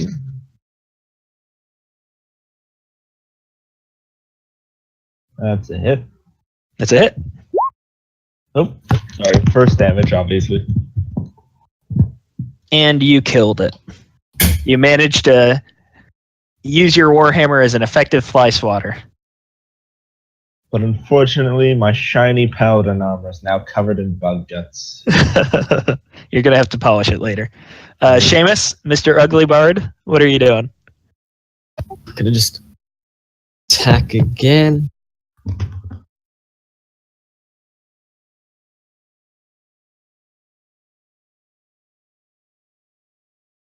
That's a crit. Oh man. That's All right, 15 that was enough to kill damage. it. You want to describe how you killed the swarm of flies? With a I regular basically, reaping. yeah, like it's sort of like, you know how people like use chopsticks? So like imagine I'm using a chopstick, but like I'm like chopping one by one each of the flies, you know? So you're like poking them out of the air and stabbing each one? Yeah, like stabbing them with the poke in the air. Yeah. Your So sword's now just you have like a shish kebab of kebab. flies. And Get a Dan, bonus you are action up. or Yeah, actually, you can use your bonus action on the one that Dan is taking. I try and kill the one that's on Dan? Unfortunately, you missed, though. You were too worried about hitting Dan. Oh, fuck. All right, Wu-Tang. That's a hit. And that's a kill. How'd you kill him? Like I go into like a whirling, swinging thing, a bit like the Tasmanian devil, like a spinning ball of blades and dust until all the flies are sliced in half. Nice. Just karate chop them. All right. Half. So that is the last of the swarms. What are we up to, I'm guys? suggesting we take a long rest. An 8-hour rest? Yeah. Our friend. Equan's I- probably I dead need anyway, 4 so hours actually. I only need 4. But I suggest we take a long rest. Well, how did we get here? Where are we? You are in a dungeon that has been full of illusions. You were ambushed by jackal wares, and one of them kidnapped Quan. You managed to kill another pack of jackal wares in the dungeon, and you found a few slaves that seemed to be very worried about upsetting some sort of mistress. And you've run up against several enchantments and illusions that have thrown you for a few loops. For instance, this table here compelled you to eat it for some reason. Luckily, Dan was the only one that this will save. The Wisdom food's save. on the table, not the table itself. Right. I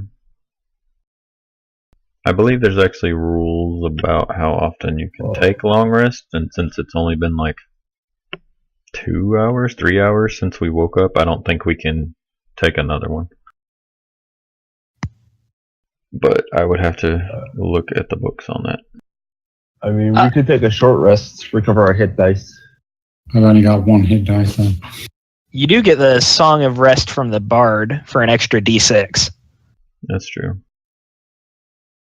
Do you guys have any more healing potions? No. I have 1. I've got 3 health and 1 hit dice left.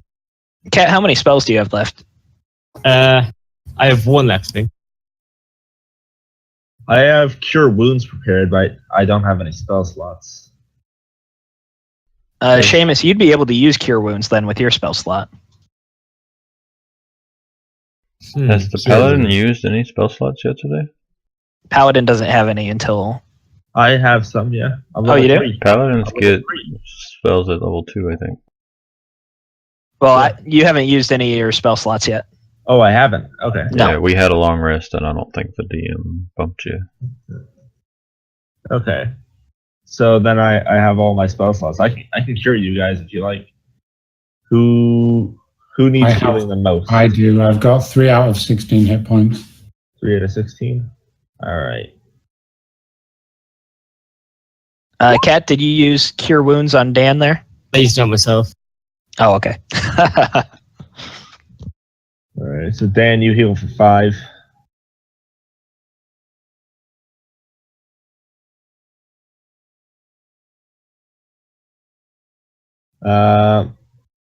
Lizard Man, how are you doing? I'm alright. So we take a short rest then and I use my other hit dice.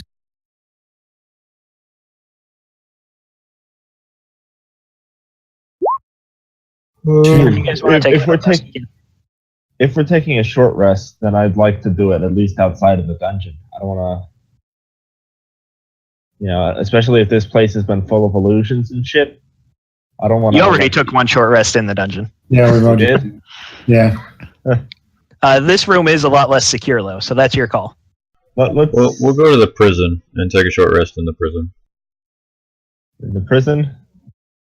North of the map. That'll give us 1 entrance to worry about. It's a defensible position, etc. Were the slaves still doing slave things? Have I spent Yeah, any the of my slaves hit are doing dice? the exact same thing.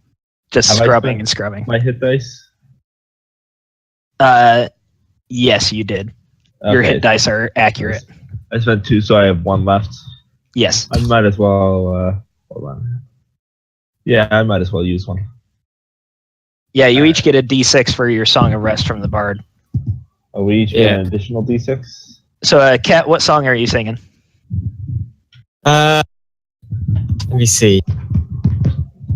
So anyway, here's Wonderwall. How do I... Don't like an anger. An extra D6. An So extra D6, yes. I wrote this song. It's called "Don't Wonderball." I hope you all like it. I'm back to that. Don't wonder about that wall. It's not an illusion. So, as you're singing, Quan walks into the prison from this wall right here, which apparently is an illusion that you should have been wondering about, and has a confused look on his face. What are you guys doing here? What are you doing here? Yeah. What happened? Yeah. Well, my mistress saved me. I'm here to serve her. Of course I'm here. Right, Where else would so- I be? So Quan's been mind controlled, or Rachel. this isn't Quan. I'm gonna persuade Quan. Quan, who is your mistress? And I'm going to help with the persuasion by asking Quan, who is your mistress? Oh, the mistress. She's the lion goddess. Of course. Who else would it be? Do I know anything about lion goddesses? The lion goddess, eh? We're gonna do a history check to see what I know about a lion goddess. Let's see what we know about them. What's your religion? As far as you know, there is no actual lion goddess. There is no goddess that associates with lions. So you think he's babbling. While they interrogate Quan, I'm gonna step through the wall to see what's going on. Well, Quan's like. out You of find it. another wall that's an illusion. Son of a bitch. Okay. Do we wonder about that wall as well? Yeah. Wonder about going through it. All right, you're going through it now? Yeah. You know, guys, I think we should bug out. I'm gonna try and convince Quan to say. You enter into your this mistress is master outside. bedroom. Exquisite, ornate detail, massive rug, giant bed, and lying on the bed is this giant creature that has the body of a lion, but instead of the lion's head, the upper torso of a woman, like a female centaur with a lion's body. And she is just laying on the bed. She knew you were coming. She's watching you, and she's just kind of purring to herself. Well, hello there. Is that a Do I- I'm going to attack her. Oh, You're attacking? No. Oh, what a jerk. Do bugging I out. hear bugging the out. voice through the illusionary wall? This is a sphinx. Yeah, you can hear Sphinx is everything supposed like to be it's the good. same room. Quan or Dan, as you go to attack, Quan is trying to grapple you. So go ahead and make athletics or acrobatics as he's trying to prevent you from attacking his mistress. Let me pull up Quan's character sheet here.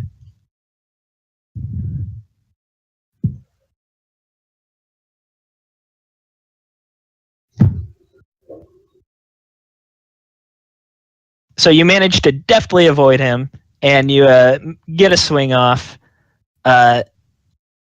18 is a hit. Go ahead and roll damage, and everyone roll initiative. Fuck. Like out of the way, so I don't know what I can do. You're still in combat. You're just further away. Don't worry, guys. I'm great at initiative. Watch the rolls like a 2. I've been rolling like 4s. And the bad guy rolled a 3. Finally, a fucking bad guy rolled below me.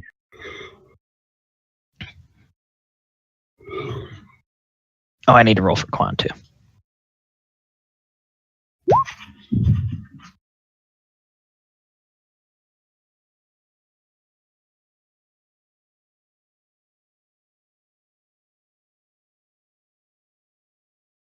Oh, somebody's like, "Oh, I'm gonna head to the store. Do you need anything?"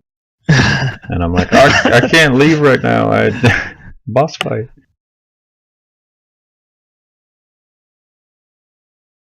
All right, so Quan is moving first after you got your surprise attack off, Dan. And he is going to physically grapple you again. Go ahead and roll athletics or acrobatics. The wizard's trying to grapple the monk. I find this hilarious. Yeah, he is tackling you. You manage to deftly avoid him, but he is doing everything he can to stop you from attacking his mistress. Merc scale, you are up.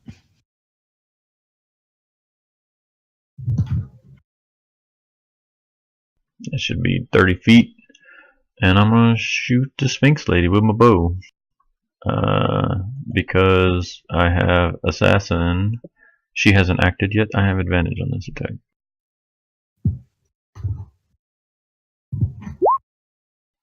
$12.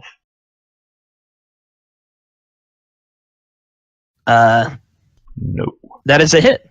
Oh, hey.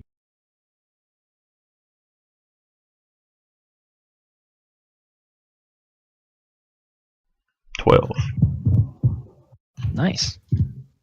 I don't know why you guys are attacking the poor defenseless Lamia. I mean, she's done nothing but help you guys. But, I mean, she saved your friend Quan. So are you done? Yeah, no. All right, Wu-Tang Dan, you're up.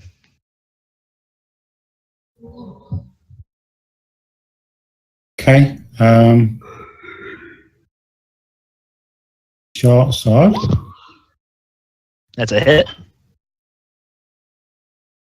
Then I'm going to spend my key. And I'm going to do flurry of blows. 2 unarmed strikes.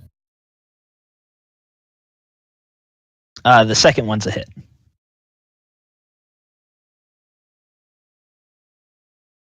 All right. Anything else? I think I'm done. Bigsby, what are you doing?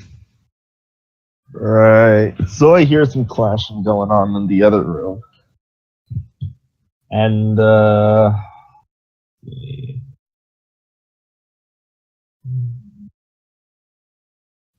I can make that. Move to here and, I mean, it's attacking my friends, so I don't have much of a choice. It's not attacking. You're It's not attacking it. It has yet to attack. It has yet to attack. Benevolent force that's trying to fuck with us. It's taken over Clum's mind. What check would I need to do to identify this creature? Probably a history. History? Well, it's worth a shot. Will it use my action to do that? No, that'd just be free action. Okay. You either know it or you don't. Yeah. You recognize it as a Lamia, which are well known for being evil and illusionists, but with your doubts, you always wonder if you could be friends and if something could break its nature and be peaceful, according to your ideals.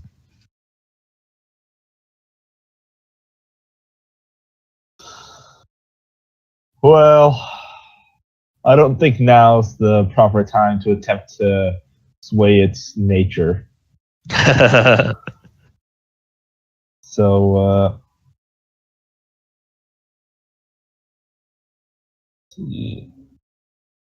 shame. All right.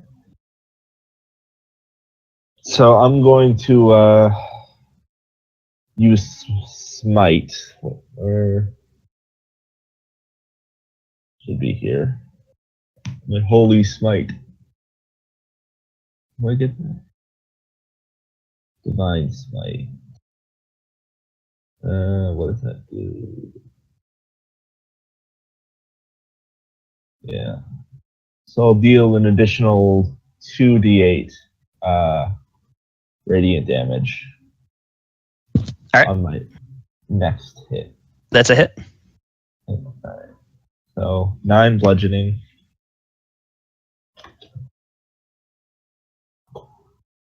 Plus an additional 3 radiant damage. All right, you managed to get a good blow off on it. And the poor defenseless creature that you're just attacking for no reason. And Seamus, you are up. I'm skipping my turn because I see this as like a senseless battle. Actually, you spent your whole turn moving there. Yeah, I'm just listening in horror. All right, Lamia's turn. It falls down. The flurry of blows. It goes prone, and it just lets out this whimper. Why would you hit me? I'm trying to help you. I saved your friend. Murk, go ahead and make a wisdom save. Wisdom save? Alright.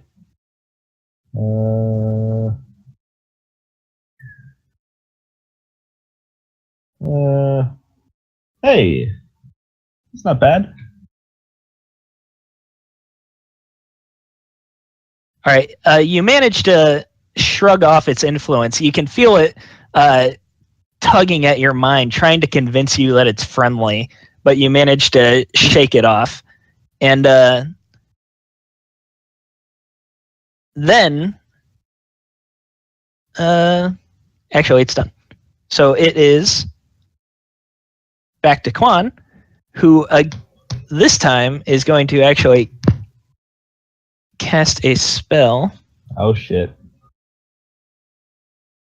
Sleep.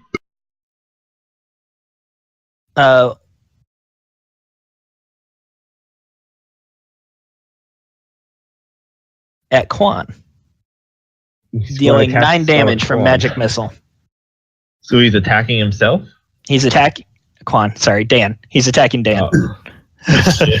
I was gonna say, I thought he was gonna hold himself hostage. Defending his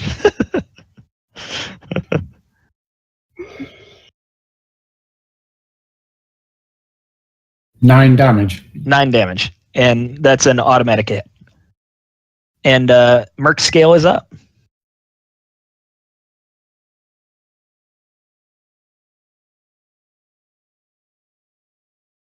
I'm gonna scoot around the edge of the room, underneath the carpet, apparently. Thank you. And fire off a shot. Nope. You did say you were trying to stealth around the room, right? Well, I mean, since I'm rolling ones, you might as well just sweep me under the rug. You're done then? Yeah, I don't have anything else I could do right now. All right, Dan, you're up. I'm Trying gonna to move kill the around poor Lamia. to here and stand behind Mori. And then I'm going to do a short sword, That's a hit. followed by another short sword. And that's a hit as well.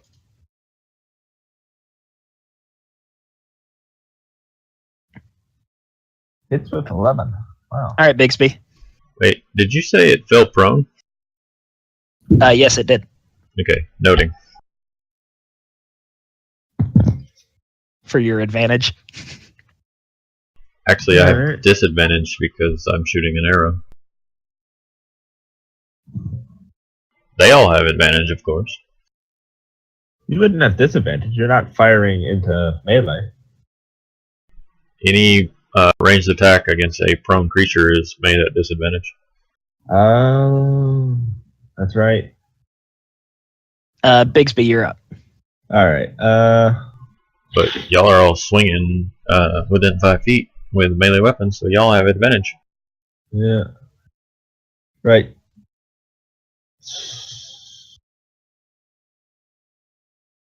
So I'll attempt another smite. That's a hit. A hit. Alright.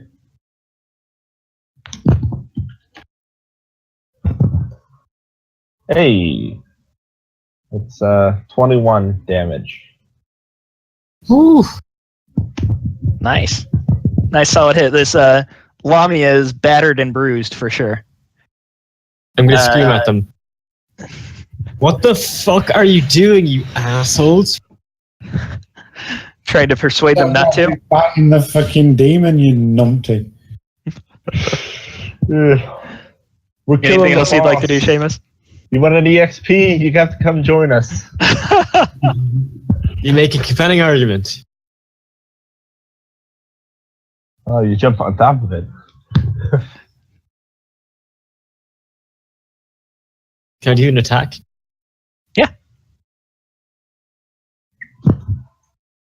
Ooh. Great. It is on its last legs, guys. Of which it We has cut 4. off 2 of its legs, and it only has 2 left. It's only got one left. It's only got 1 left. You want to use your bonus attack? Your offhand attack?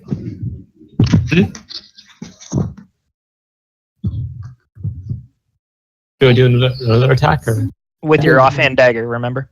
You're dual wielding, aren't you? That's a hit. And you killed it. How'd you kill it, Seamus? I stabbed it in the eye to make it quick. Congratulations, guys. You killed the Lamia that did no damage to you. Hey, it tried to cast a spell on me.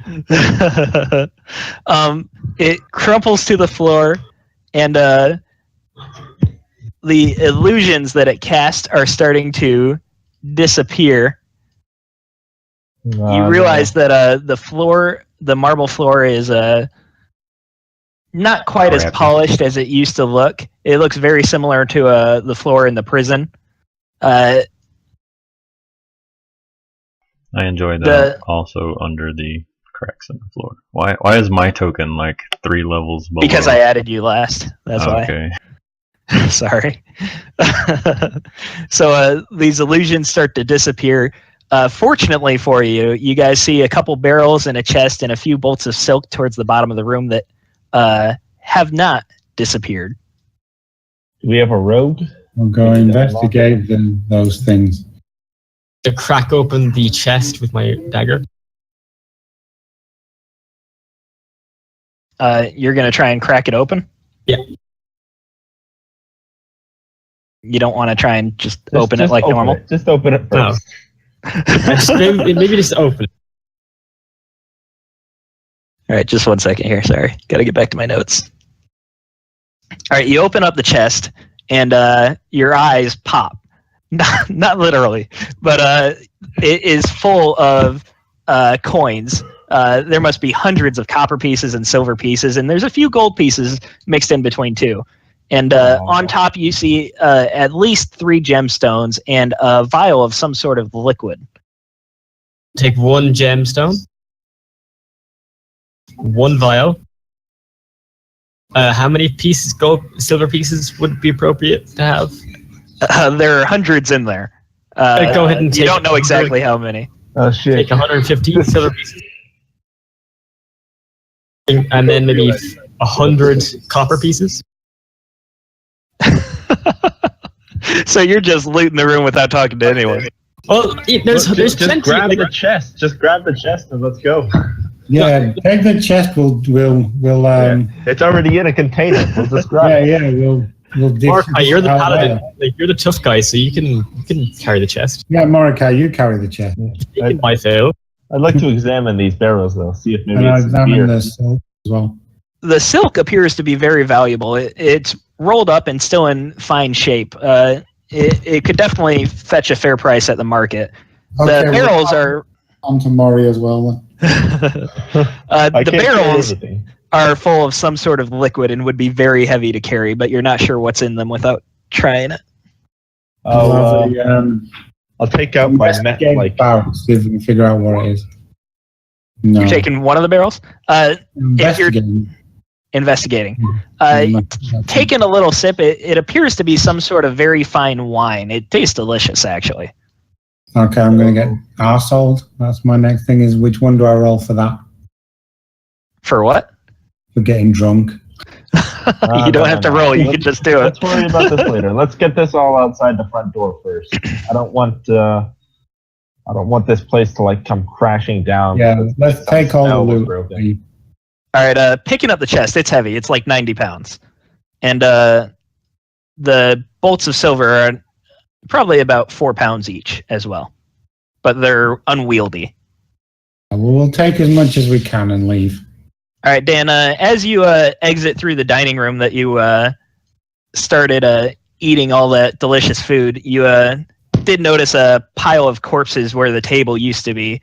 And it makes you question what exactly you were eating. Nah, well, I've had worse. I'm a monk in a monastery.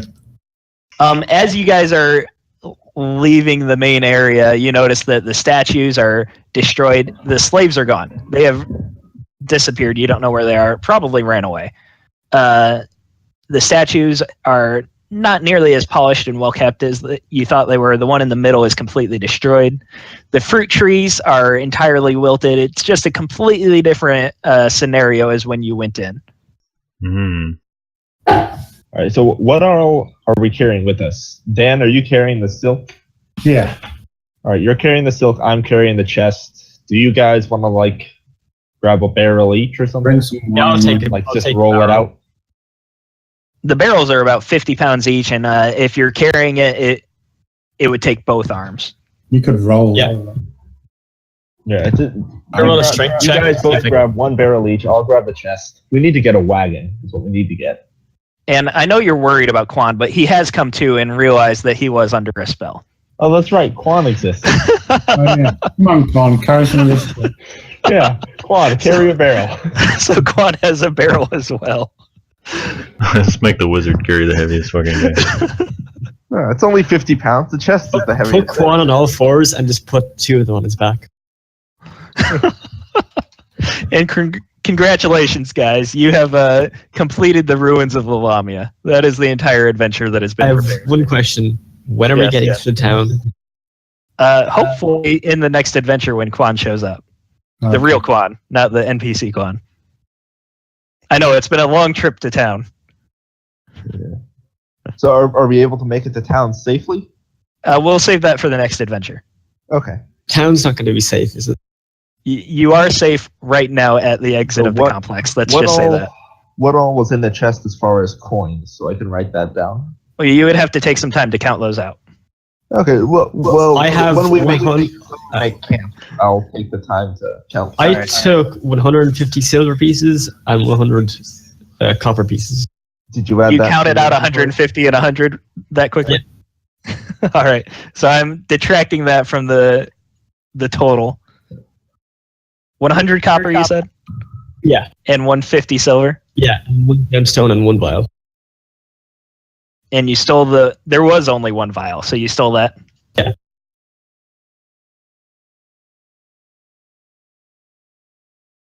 I say, you learn how to take stuff quickly, you know. All right, that's it, guys. Come on, Thanks guys. for You gotta- playing. you gotta share some more. It's none of my blood share.